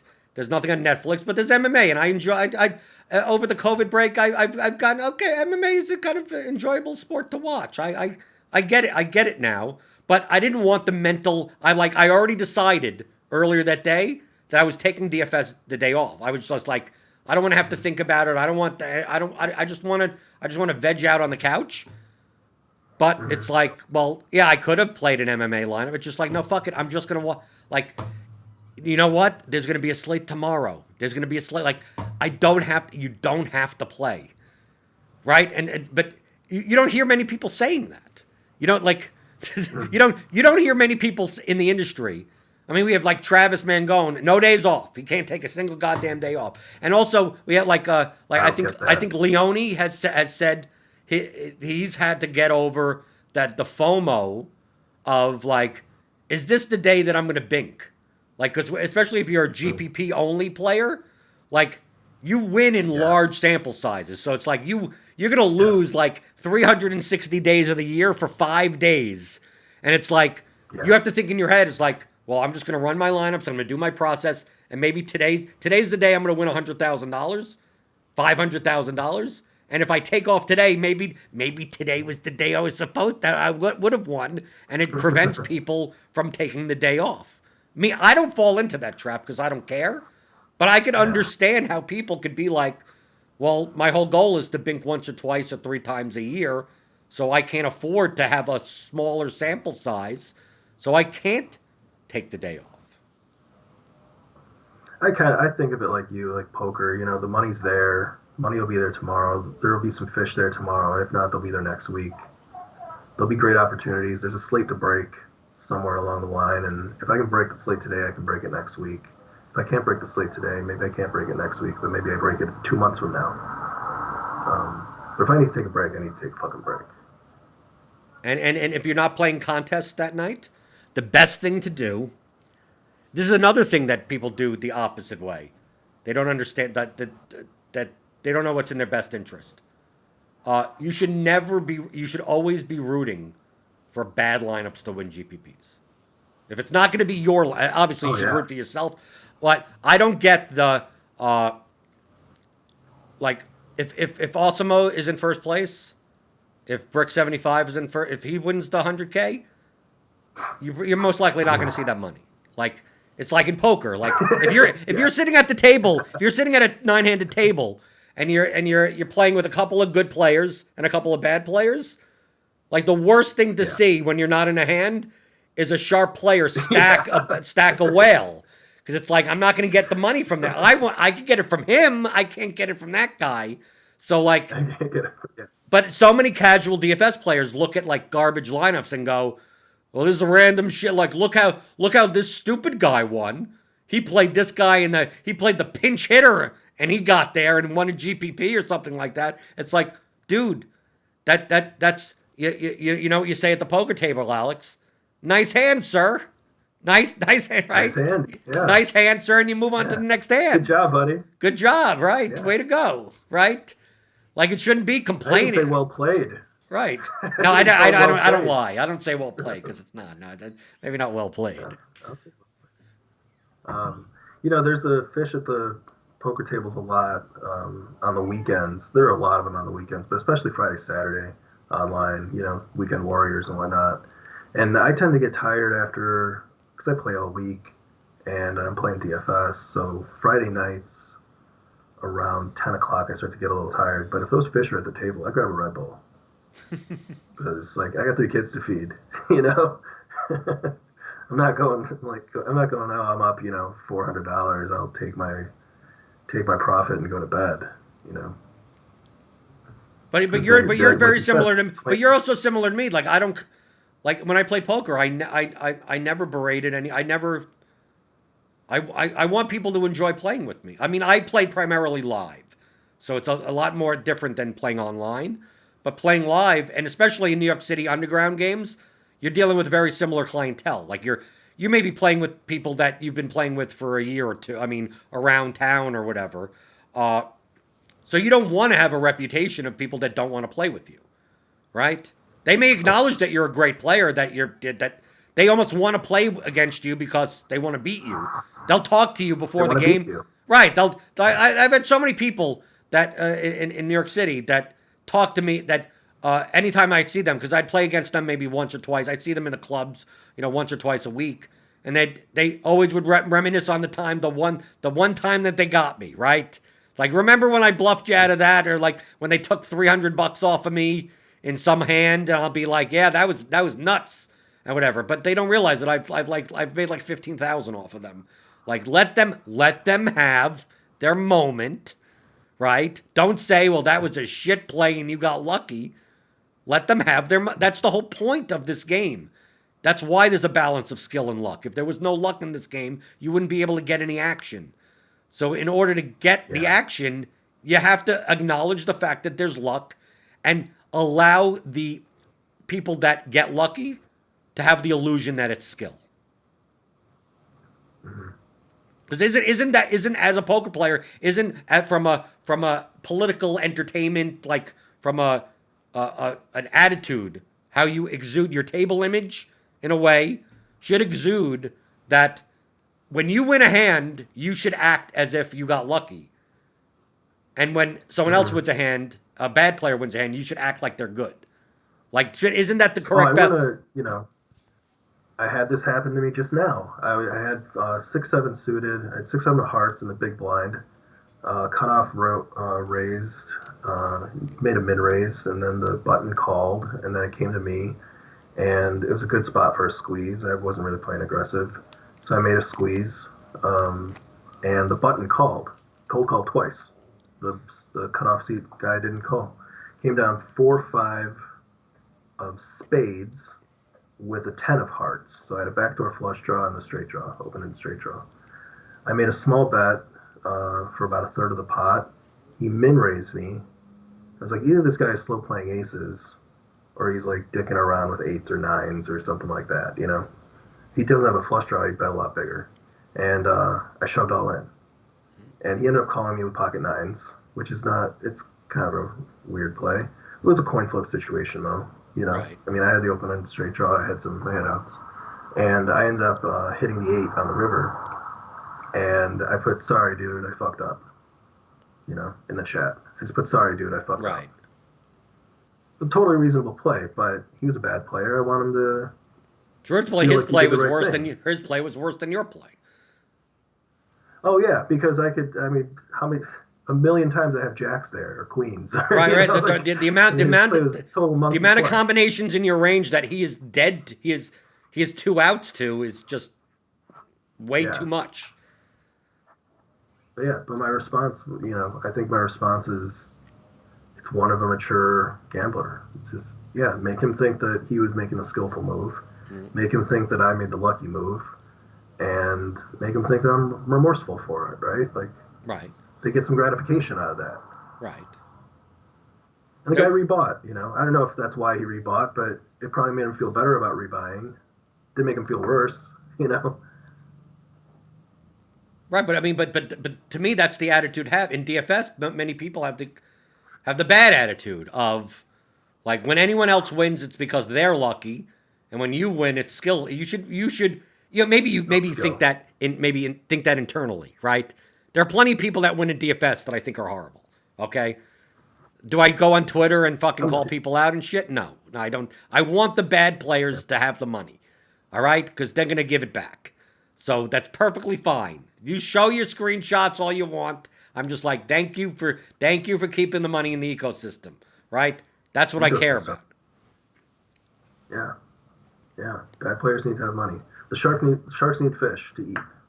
Right. So the more And money people that like the you and I, we're not Brian Hooper. We're not Alex Baker. Like we're profitable DFS players, but we're not them, right? right. We really need those fish. We really, really need those fish.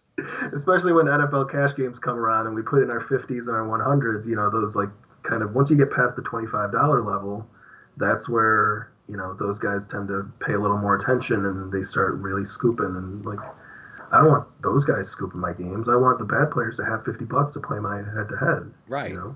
And they're losing it all playing 100 lineups and GPPs. Like then I see the top. I see the large field GPPs and all the sharp players are winning. It's like they're sucking the money out. I don't want to see Yeah, that, right?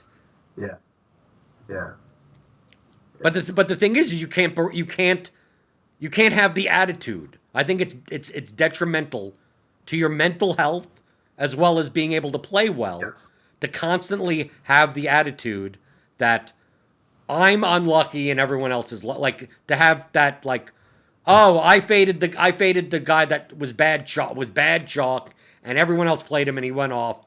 How luckier is everyone else? And I'm gonna like to me you can't approve that way.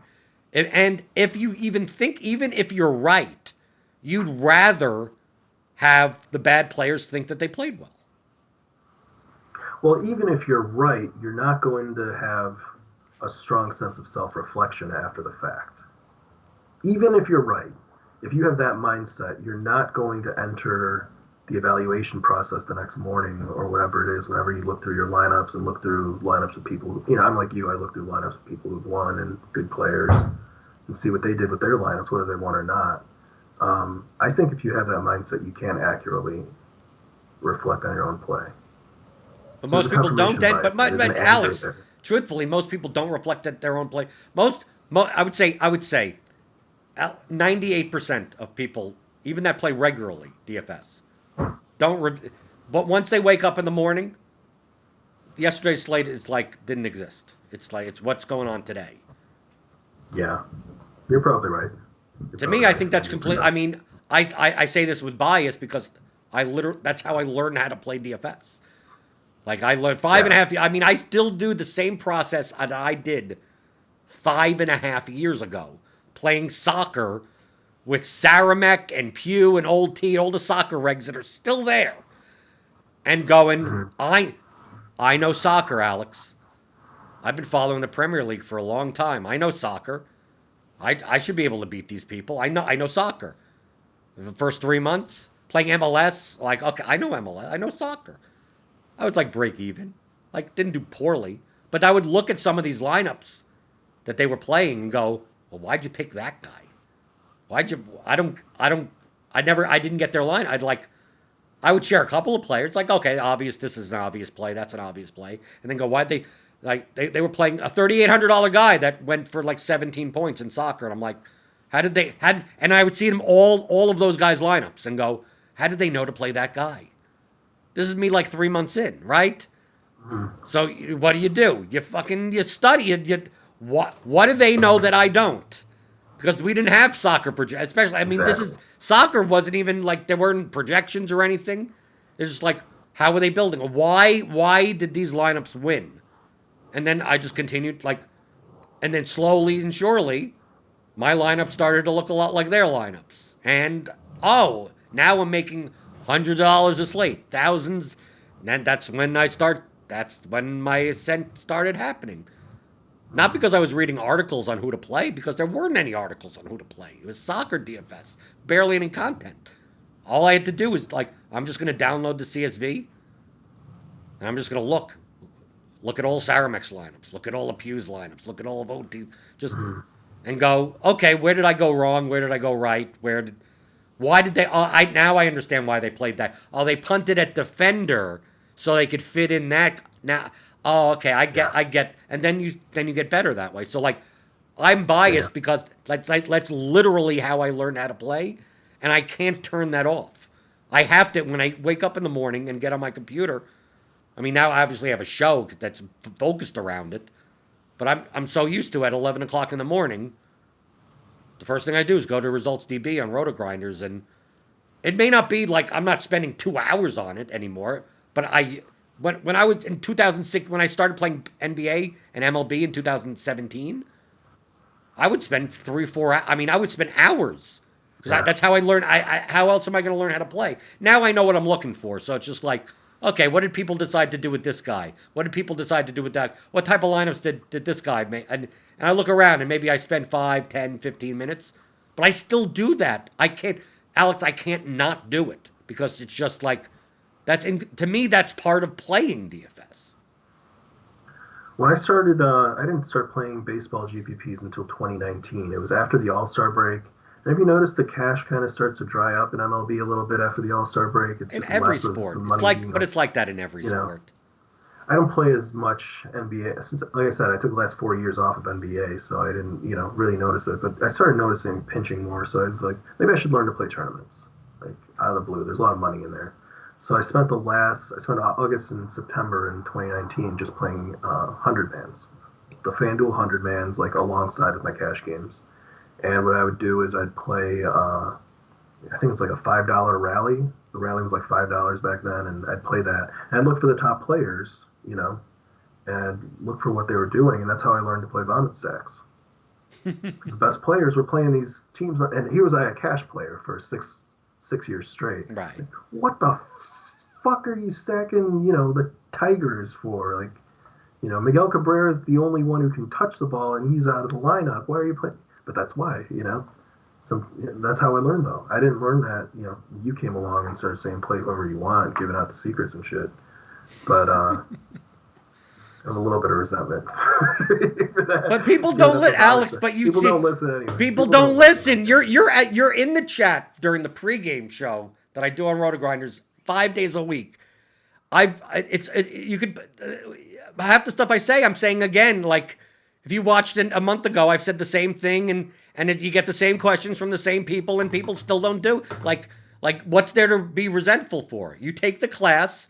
The 15-hour audio DFS masterclass at theoryofdfs.com. It explains all the concepts. This isn't like, to me, this isn't like hard stuff or anything.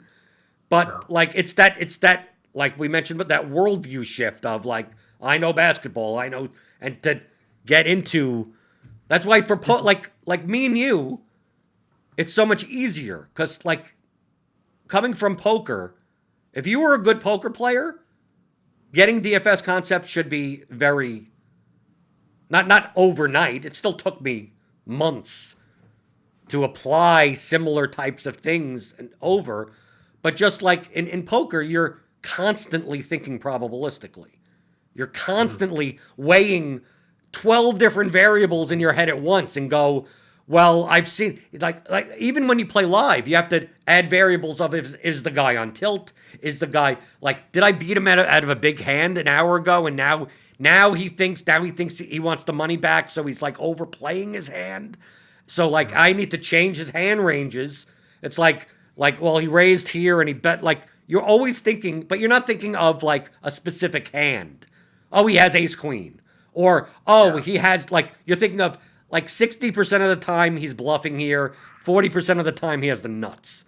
Right? It's one of those polarized range type of situations. And then you just look at the pot and you go, should I call in this spot? If I believe that it's 60-40 like this, is this a call or a fold?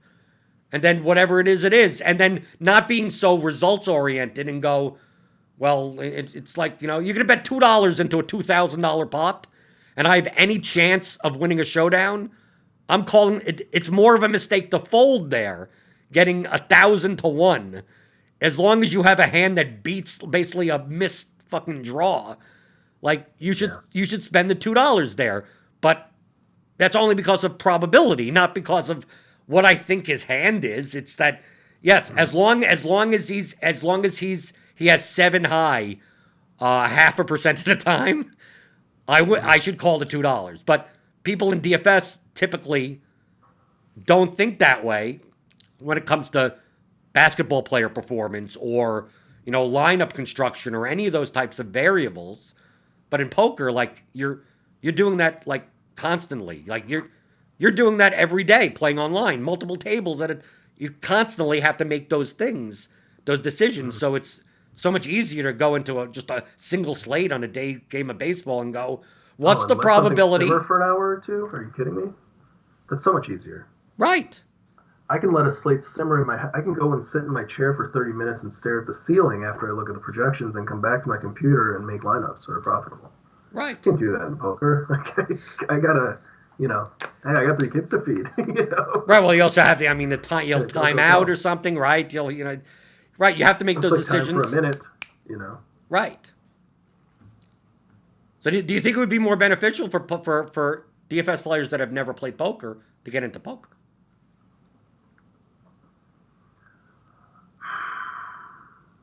It depends on the DFS player. If they're thinking probabilistically, if they're thinking in terms of projections, if they're thinking in terms of numbers, if they're thinking in terms of game theory instead of how do I apply my basketball knowledge to my basketball GPP lineups, sure, why not? I actually think poker's a far easier game than DFS No, I agree with you. because you can play a formulaic game of poker at the lower stakes, like anywhere $200 and lower, and you can be a very profitable player. You can make 10 big blinds an hour. You can play 2 tables of 50-cent $1 poker online, $100 game, 10 big blinds an hour on 2 tables. You make $20 an hour. In DFS, making $20 an hour, it's a lot harder to get to the point where you make $20 an hour. I think it really is. I think it's really hard to beat the rake. I haven't learned much until I had a couple scores in baseball, and Jamino messaged me saying, like, congrats, big night. I was like, yeah, I had just had like 3 terrible weeks, and I had the one big bank, and I had 2 terrible weeks before that. And I mentioned that. He said, do you realize that being as profitable as you are, you're in like a top single-digit percentage of players? I said, no, I honestly had never thought of it that way. And he put that in perspective, and I realized this is a lot harder than poker. Right. There are a lot more profitable poker players than there are profitable DFS players. Sure, most definitely. Most definitely. But also, what's easier about poker versus DFS is poker is played with a deck of 52 cards. I mean, for most poker games. Obviously there's some, the weird fancy games or whatever. They may add jokers and cards and who knows. But the main Yeah, poker the games have. probabilities are concrete. Right, right. It's easy to think in terms of like what are the chances of you getting an unpaired two unpaired face cards, or the probability of getting a pocket pair, or the probability of hitting a set on the flop. Like those are like you could memorize that. You don't need a HUD. You don't need a solver for that type of stuff. Like it's there. What's the pot? What's the like? It's a zero sum game when it comes to the pot. Only one person's gonna win the pot. Yeah, occasionally there'll be split pots, but you're like, I put in $5, I could win 100. That's 20 to 1. You're like you. There's no second places. There's no like what are the equity spots of a payout structure in a DFS contest, and then Yeah, the probabilities of hands coming out are like you said concrete. While for a player, well, it's a range of outcomes range of outcomes. of so many other things. Like there's no you can't just get a fifth of a flush and be like, well, does he have 2/5 of a flush? Well, he went like you need to complete a hand, an actual hand, and I think that's what makes DFS more challenging to non-probabilistic thinkers is Yes. that it's easy to explain the probability of a poker hand because it's concrete, it's finite, there's only 52 cards. What are the chances that you get a set on the one card to come? Well, let's see. You have 2 cards in your hand. There's 4 on the board. There's 6. So that's 6 scene cards. There's 46 unseen cards. There's 2 cards in the deck that make you a set. So 2 out of 46 is 23 to 1. I mean, like, it's easy to do that and say, are you getting 23 to 1 in order to make your call? Yeah. No. Yes. There's your decision. Easy. Done. Concrete. But then let's say you put into place, same exact situation. You go, what are the chances that Danilo Gallinari will score at least 22 points? And it's like, well, how many cards? There's no cards. There's nothing. It's just like, well, what you could do is you could put in the median amount of minutes and you could, now I'm explaining projections, and then you simulate out 10,000 times and you go, well, if we play this out 10,000 times, he'll score 22 points, more than 22 points, let's say 30% of the time. And you go, okay, well, now you know that you need, 3 to 1, 3.5 to 1 in order to, like, but people don't think in poker, people think in terms of they could see, even the people that are bad players could see that, oh, I only have 2 cards to win and there's 40-ish cards, there's a low chance. But you say, how many points is someone going to score in a basketball game? They start thinking in terms of extreme, either they will score it or they won't, right? Mm-hmm. Will Dylan? No, he has no chance. Or 22 points? Oh, absolutely. 100% of the time, 97% of the time, right? Yeah. But you would never say that in poker. No one would go, well, on this hand, what's the chance of you making a flush? Well, on this hand, I think for this specific hand, I think it's even money. But on the next hand, it may be 7 to 1. It's like you can't. Those don't exist. You can't possibly be different. It's the same probability.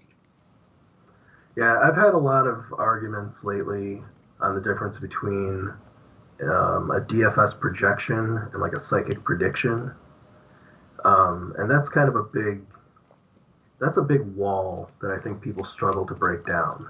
When they see a projection, they automatically think, oh, Giannis is projected for 53.1 and Jokic is projected for 52.2. Therefore, Jokic is the worst play. It's a terrible play. And Giannis ends up scoring 70 and Jokic ends up scoring 45. See, that Jokic projection was terrible. Right. Because he didn't actually score 52.2. First off, 52.2 is really hard to pinpoint, but people don't see the difference between forecasting a range of outcomes and predicting the future. But people want to predict the mutually future. Exclusive. Right, but people think that they're playing a game where you're predicting the future, and I'm not. I'm not. Right. I'm playing a game of probabilities. What's probable to happen versus then the next level of what other people are thinking is most probable to happen versus what is most probable that they think will happen and how probable are they to follow that direction, right? And then it goes to some other levels before it gets to my decision making of, am I going to play Giannis, Jokic, or neither? And then also versus the payout that you get for playing them. Well, that's obviously one of the others. Right. Well, that's expected value. I mean, to me, I mean, everything comes down to expected value. How to arrive to EV. Right. And I just use a player, not a lineup, just to illustrate a point. Right. But that's how I look at lineups, how to build a lineup. Because, I use that same example of Giannis or Jokic. Well, if you're giving up five projected points on Jokic, but you're only giving up 0.5 on Randall to go from Giannis down to Randall, you start making easier decisions when the projections are, when you get positional scarcity, and that crafts your whole lineup. And the thing is, the optimizers, they know this. The optimizers take into account positional scarcity when they optimize. That's why sometimes, the highest ceiling guy or the highest projected points guy in raw points, they don't show up in the optimal lineups a lot of times. Because sometimes the lineup build requires that you have more mid-range players in your lineups, and the second tier player in that top quote, the top dollar spot, and you leave out the top dollar player. Right. Well, that's why you see. But that's why with lineup construction, you see a lot of times, like on FanDuel, where if a position is very weak with value, that's where you're going to spend up. That's where you're going to get your raw points because small forward is just there's no 4K small forward worth play. They're all overpriced. So it's like, well, I guess you're playing LeBron there. I guess you're playing like LeBron may not be the highest raw points player, but for the basis of a 9-player lineup, he's much better to play for raw points than Luka when you have like 2 point guards that are like 2K underpriced. And it's like, no, you're getting more value by playing those point guards, even though Luka is technically the highest raw point projected player on the slate. But this is thinking in terms of lineups and not players. But many people, like you said, as the example would go, well, I'll play Luka over LeBron without taking into account that Luka lineups are actually worse than LeBron lineups. Even though, in a vacuum, if you ask me, who do you play? I'd say, yeah, you play Luka. But Luka lineups are worse. So, but I mean, that's one of those barriers. But the question that comes in, Alex, how do we? I try to. I don't think I'm wholly successful in breaking those barriers in teaching. I consider myself a decent teacher, but I'm also an asshole. So I tend to be blunt and everything. What is a better way, if there is one, of like breaking those barriers down? I mean, I know your answer is we shouldn't be because we want to keep the edge to ourselves. But think outside of ourselves. What's a better way? I think this sums up a lot of the stuff we said in the beginning about players that want things that are technically against their best interests, but it makes them feel better. Like how do we teach DFS better to people where it's not just like here are the plays for the day because we both know that that's kind of bullshit.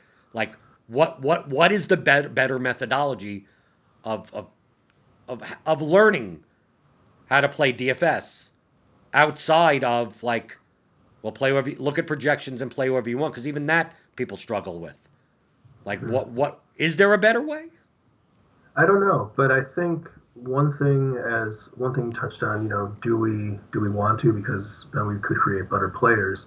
I would say as content creators, first and foremost, I'm a human being and I have ethics. I'm not going to take money for something and do the job half-assed. So if I'm collecting I'm collecting $1, right? Like I have a law degree. If someone gives me $1 and says, you're my lawyer, right? Here's $1. You're my lawyer. Here's $1. I'm going to tell you some deep, dark fucking secrets. I'm not going to share those secrets. Period.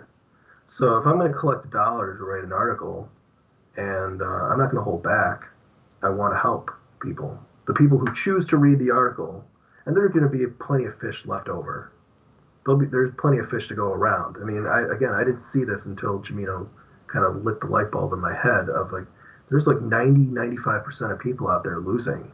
If we can help 5% of those people become winners, well then they'll consume our content and we'll make it back in that way, and there'll still just be more fish that'll come along. Like the fish will always be there. As for actually helping those people, I think it really comes down to that quote from Baseball Beyond the Numbers. The human brain is a terrible computer. And if people can't understand that, I don't know what to do with you. I can't help you. Like I deal with logic and reason. I've taught constitutional law for 12 years. And if someone can't grasp reason and logic, I can't help you. But the people who can, who are willing to listen to the fact that their human brain is far less efficient, far less effective than whatever device is crunching the numbers, they have a chance. They won't become winning DFS players tomorrow or in a couple of months or maybe even this MLB season, but they have a chance. There's hope for them. Say that so seriously. It almost feels like we're solving world hunger. Hey, when there's money a is chance. Involved, shit is serious when it comes to, there are people losing their shirts out there. So this is some serious business. I think like I fuck around and I joke around on Twitter and we crack stupid jokes and shit, but people are losing money out there. People are maxing out credit cards, like there are people who are struggling because of terrible DFS players. Right. They should be putting it at the top shots, right? Oh God, don't get me started with Top Shots. I don't fucking understand that shit. I wish I did understand the shit because there's money there, but the money's gonna go elsewhere, right? Like the money would come from my poker bankroll, and then it's not making money paying poker, or it goes away from blockchains on blockchain ETFs, and I'm not making money on blockchain ETFs, and so whatever. I understand I it. don't have I just I don't think it's a prudent investment.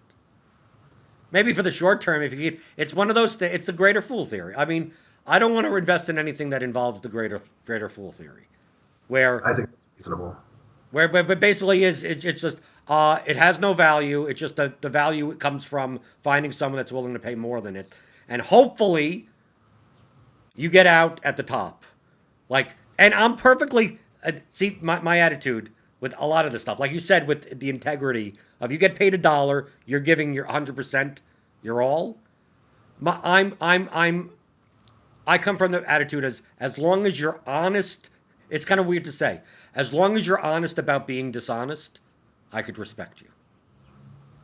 So, like for instance, like I can if buy you that. if people are like, yeah, Top Shots are a flash in the pan, but I think I could jump in and make a ton of money and get a bunch of idiots to buy shit that they shouldn't be buying and get out with a $500,000. Like to me, I'll shit. If I could do that, I fucking do it also. Like I get that. Like if I don't mind. I listen to these podcasts that they talk about con men. Like I like American Greed, that type of stuff, and I can respect like the ones that I respect are the ones that are like the most upfront about like no this is a scam, but I think we could make a lot of money on this scam, and it's Yeah. like okay I could buy into that, and if everyone's in on the scam and things go wrong, and that you end up on American Greed, it's like I could root for that guy, but not the person that's scamming people that don't get that their investment is going to their lavish life, like it's not actually going to the stocks or the whatever equities that it's a Ponzi scheme of some type. So that to me that's it's same thing in DFS, same thing in poker, same thing for everything. Is like as long as you're upfront about like what it is that you're doing, like I don't care. Like people complain to me and they go, "Don't you find it shady or whatever that all you're doing is pressing the optimize button and making money?" I go, Why? I'm not claiming it's anything It's else, legit. You're not right? cheating. I'm not going on and saying, "Aren't I brilliant at NBA DFS?" I'm saying, no, I'm literally using no brain power. Like I'm not. To me, I wouldn't respect someone that would do the same thing, but then just like boast and beat their chest and go, "No, I knew this guy was going to do well," and I knew. It's like, no, I'm saying that, dude. Like I even when I started like this season with the RG projections, I said this may not work. I may lose money. I don't know. Like I'm using this as a baseline. All I know is that the season before, if I would have done it, I would have made more money than playing my own strategy, my doing it myself. So I said, fuck it. My hypothesis is as long as I get good enough contest selection and a good enough diversification, play across 3 sites, let's see how much money I can make doing this, and if it's worth. And it's literally no time. So it's like it's infinite EV almost. So, but I'm not saying anything else. And then people come back and say, "Well, don't you think you're bastardizing?" Someone said to me like a month ago, "I'm bastardizing DFS. That like Dude. this is not the way DFS is supposed to be played." And I said I my goal is to make money. Like I don't care how DFS is, as long as the sites allow me to do it, right? Like you tell the site, like Yeah. what else? What am I? Yeah. I'm being upfront. You may not agree with the methodology and say, well, I don't find that fun or something. I could respect that, but I'm not claiming to do anything else. I'm not claiming anything. I'm telling you exactly what I'm doing. And if you're like, well, it's kind of fucked up that you could just press a button and print money. And I go, I agree with you. It's kind of fucked up that you can't. I hope people don't do it also. I hope less people do it, but I'm telling you that's what I'm doing. So like if you don't want to do it and then don't complain when you lose. Don't say that I suck, because that's where it came from. Of like I constantly lose. Someone that was losing to me on FanDuel is like, I'm losing to you all the time on FanDuel because you're bastardizing DFS.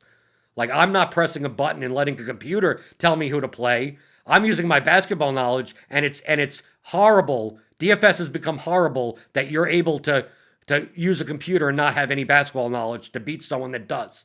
And I said, you know what's horrible? Not admitting that you don't know more than the computer. Like, why? Then just do what I'm doing then. Stop fucking complaining. Like, isn't that we're playing to win? What the fuck? Gambler's etiquette is what you were talking about earlier of, be kind. Like, don't berate the fish, right? Number 2, don't cheat. That's it. Don't berate the other people and don't cheat. Otherwise, like, it's pretty much fair game. Play within the rules, and you're playing within the rules. Like, the winners win and the losers lose. I'm playing in all the 55 on FanDuel, Alex, because I didn't play much volume there over the 5 years. I could still play the low stakes contests. I can too. Right. It's fun. Isn't it great? Your ROI is so much better down there. It's beautiful. I've had a terrible year in NBA GPPs, but I'm killing the 100-mans.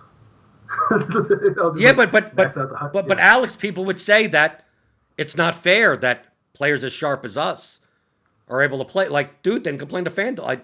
To FanDuel, we haven't played that much volume. DraftKings, I can't play $1, $2 games anymore. But like, that's not. They can kick me out. Right. Well, FanDuel wants to kick us out. Yeah. Right. Then what my attitude is always back to them. It's like, if you were in my position, wouldn't you play? Isn't your goal to play against the weakest opponents? I would say to them, if you had to choose between someone to play a head-to-head against, who do you want to play against? The worst opponent you can, right? Yeah, okay. So what's wrong with what I'm doing? I'm doing exactly what you're doing. Just so happens that I could play the $1 and $2 games until I get to the point where they stop me from playing those because I have enough volume there to do so. But outside of that, so I'm doing exactly the same thing.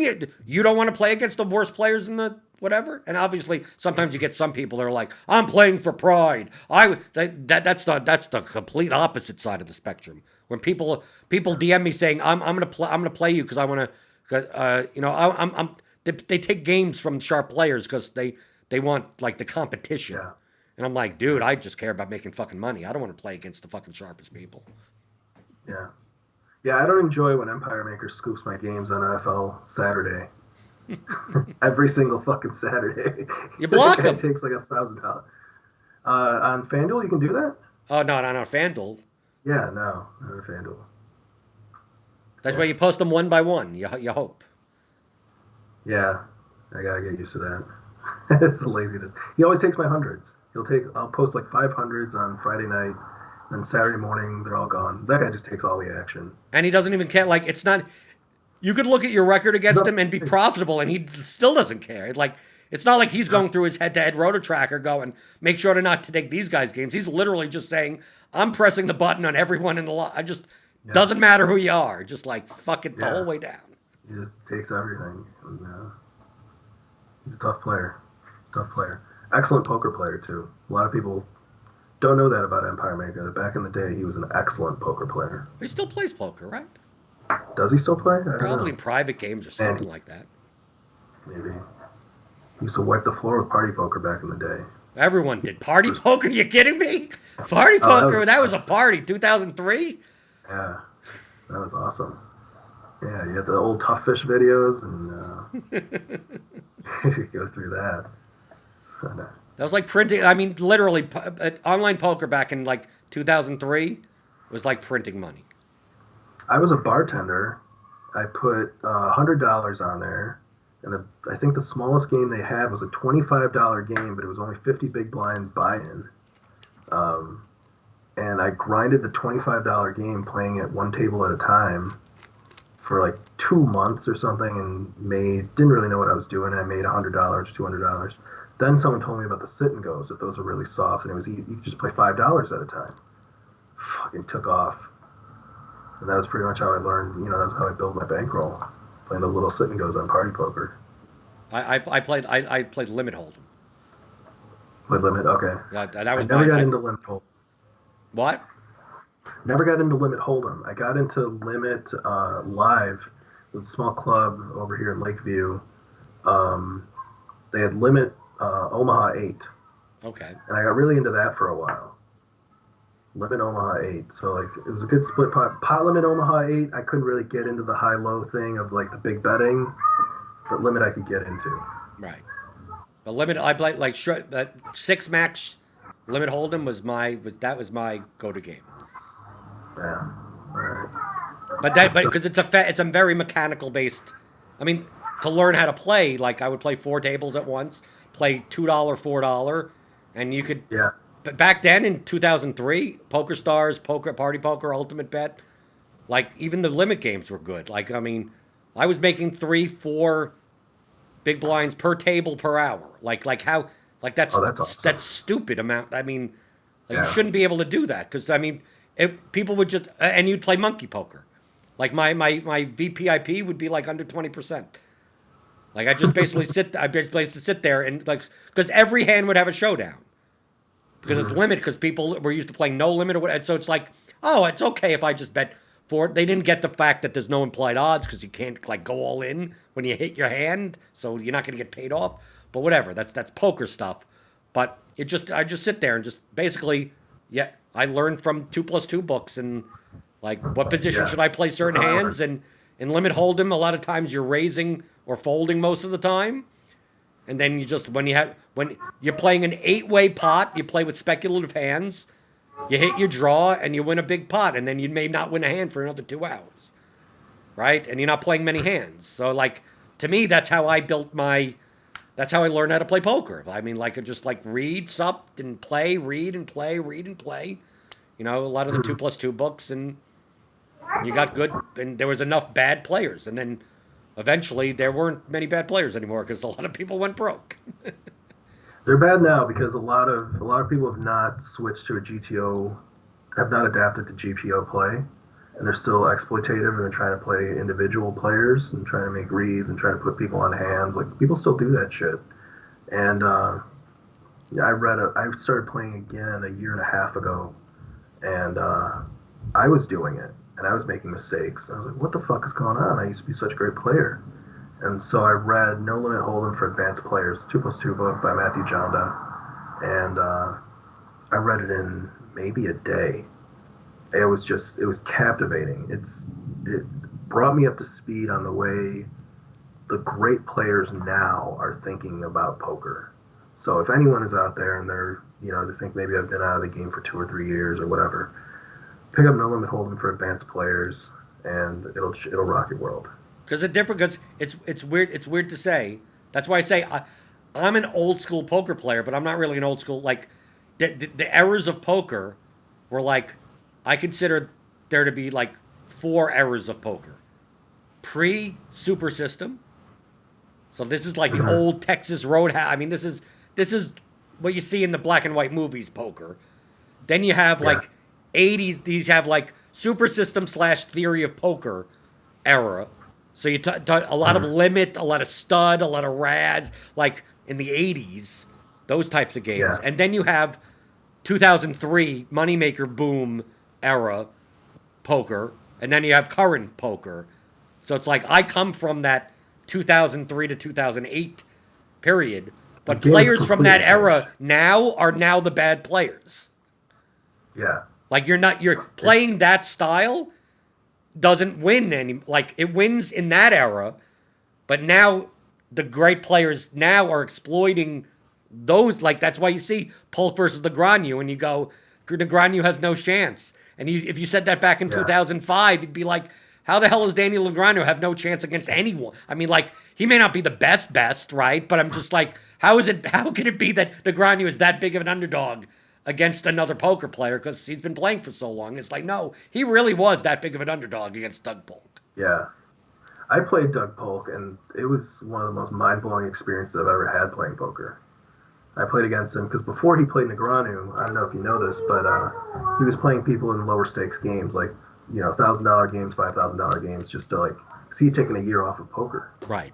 and he started to do it again just to play Negreanu, and he took a month playing smaller stakes games, mid stakes games, and I said sure I'll play, and I knew I was gonna lose money. I fucking knew I was gonna lose money. He wiped my ass for like $3,500, but I learned a lot more from that play. And we play on America's Card Room where you can log the hand histories. Mm. So I have it. I have Doug Polk. I've got 4 hours of hands in my possession of Doug Polk. And I've asked him for many hands, like, hey, this hand, and copy paste it in the Twitter DM, like, what did you have this hand? Like, we ask him about the question, ask him questions. He's been very open. Any questions I've had. So I've learned much more than $3,500 worth in that session than I could have, whatever, paying someone to coach me for $5,000 to learn to be a better poker player. So, the man is the real deal. It's not that Negreanu is washed up. It's that Doug Polk is the real fucking deal. Also a lot of players from that era are kind of washed up also. Yeah. That is true, though. Most of them are. Right. Most of them are. Since we're talking about poker, before we get out of here, what's your take on Hellmuth as a poker because that tends to be a talking point as far as just generally what I think of him. Yeah, well, not to personality. I don't like him as I don't like him as a poker player in general. I don't like him as his demeanor in general. But I mean, I think, and this is a little controversial, I think Phil Hellmuth was ahead of his time. He's an asshole of a human being, but as a player of small balling people, betting small percentages of the pot to, what they were calling probe bets at the time, he was doing it for value. And people were like, what the fuck? You just probe bet top pair. And he was like, well, your range included ace high. Right. Like, he does have maybe he does have an uncanny ability of zeroing in on people's ranges to very small margins of error. Maybe he doesn't. But if you look at the results have really showed that the way he's put himself in dangerous situations, we see when the big blow-ups, when someone outdraws him, maybe he should have bet more. But, we've seen him also, like, just small ball people to death. And that's a lot of no-limit hold'em now, is small balling people to death. 25% of the pot, 33% of the pot. Back in the 2003 days, back in 1986, no-limit hold'em, you bet the pot. Like, anytime you bet the pot or you bet near the pot. 2003 era, you maybe bet half the pot, 2/3 of the pot. Now it's pretty customary on a dry board or a medium, like, non-threatening wet board to bet 25 to 50% of the pot. Hellmuth was doing this shit in 1988. Right. We used to call, even less than that, we used to call them donk bets. Yeah. Right, donk bet, like you on the river, like it's $1,000 pot and you're betting $20 on the river, and you're like, what the fuck is that? Yeah. Like that's Yeah. like donks do that. You press the min button on the screen. And you're like, why the fuck you're betting 2% of the pot? Like, and people would do that to see, but it was an exploit on average players, because a lot of times that would prevent, like, you do that to prevent a bigger bet. It was so fucked up back then, because you get exploited so much now. Because I think you remember, because what you would do, like, let's say you were in a hand, you were first to act, and the flush came in on the river or something like that. If there was a draw, it came in on the river, but you still have a hand that you could bet for value. Like, you would bet, like, if there was $500 in the pot, like, a lot of times your value bet would be like $250, right? Half the pot, and hopefully you get called. Yeah, right. But the thing is that, well, the do you want to bet $250 and then if you get raised, fold? No. So you bet you bet $50, because your opponent, at least back then, the average opponent, they would be too scared if they didn't have the flush, they're not going to raise. So it's like, you get that free information of, like, I'm going to spend $50 and get the value out of the slightly worse second best hand, and only spend $50 in case that they have the flush, because they're too scared to bluff raise as it is on that small of a bet. So you almost, like, the hand range on that flush is going to be much. This is for average players back then. And then the exploit would be to fucking blow them out of the water. I mean, sometimes people would try to do that against me, and I just look. It doesn't even matter what I have in my hand, and I would just fucking raise them the pot, and I would win the hand nearly like 95% of the time, because that bet is never the nuts. It's essentially never even close to the nuts. So obviously that's exploitable now, but I just remember back then. It's just weird. It's Alex, it's weird for me to say. Against an average player, though, these days in that situation, right? Like top pair flush hits the river, and I'm facing an average player. I'll bet like 125 because the bad player isn't going to raise me. Right. And they'll He's still going to call call me you with with the worst top kicker. second. He's going to call me with second pair. He might Right. even call me with ace high, like thinking I missed my, I missed a straight draw or whatever. Like who gives a fuck? At that point, I'm betting Yeah, 25% so of are the pot. average Everything players needs to still be playing right. like that? I mean, because I haven't played live poker in God knows how long. Every once in a while. I mean, I haven't played poker seriously since like 2008, 2009 maybe. I do I mean what do you see is there that dramatic of a difference at the lower level? I'm not talking about at the Doug Polk level, at that the professional level, but like in your average player, go into a casino card room. You're playing the Bellagio 2-5 game or something like that type of. I mean, can I still play my 2007 style and be profitable, or is the average player Now, much better now?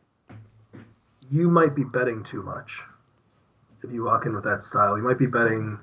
You might be continuation betting too often, for Right, one, and you might be betting too many dollars on those continuation bets. right.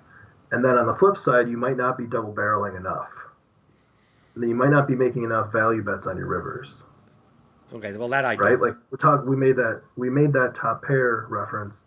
There are a lot of players old school because they don't want to bet half the pot and get blown out of the water. They check. Right.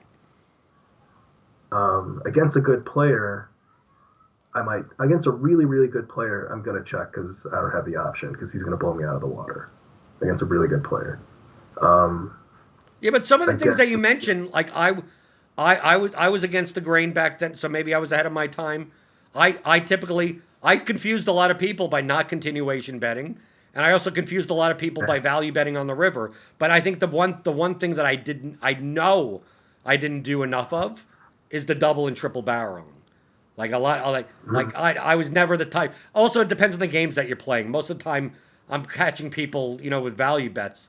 But like I consider my biggest strength in poker was knowing when to value, like knowing that which is I'm gonna excellent. get called. I could bet a quarter of the pot with second pair and get caught, and someone will call and know the person that's gonna call me with bottom pair, thinking that I missed my flush and getting an extra $80 like out of that spot.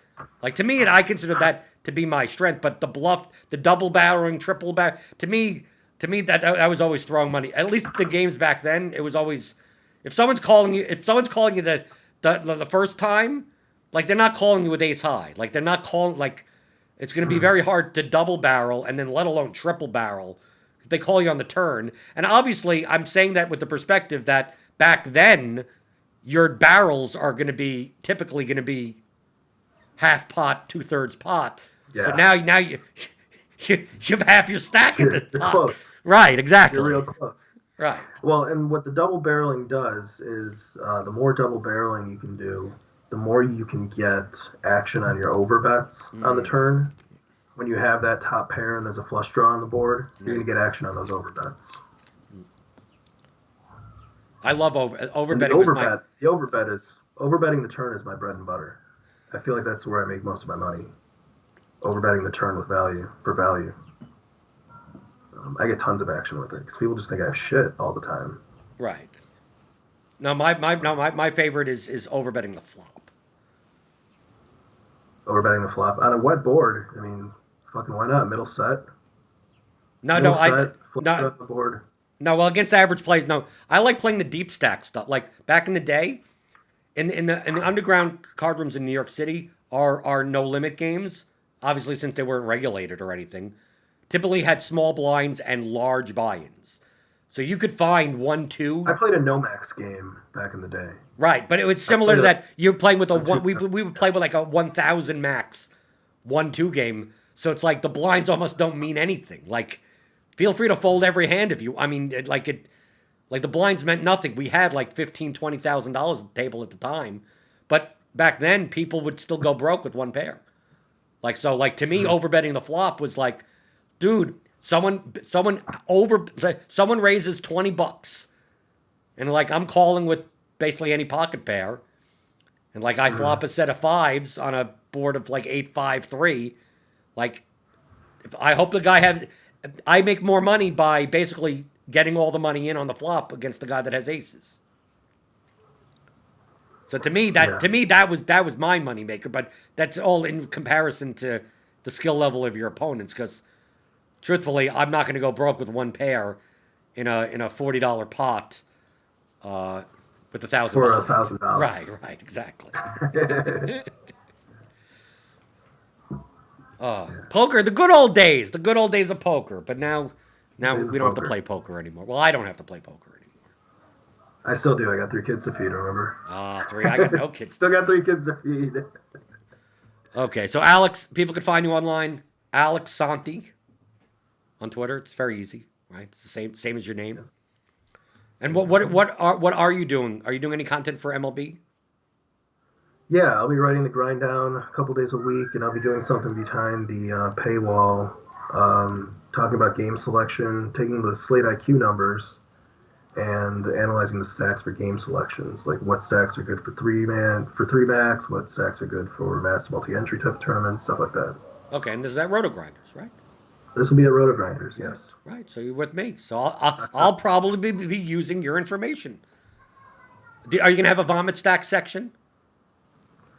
I should have a vomit stack section, but that's gonna be the mass multi-entry tier. Okay, so we'll get that. It'll usually be a 2 to 5% type of stack of a bunch of shit, and I'll tell you why that shit can turn to gold. Right.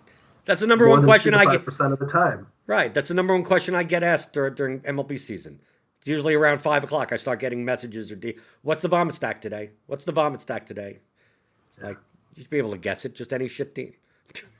Yeah, and it isn't a piece of shit that, it isn't that the piece of shit 2% team is going to go off tonight. It's that, look, it's going to go off more than 2% of the time. Right. So there you go.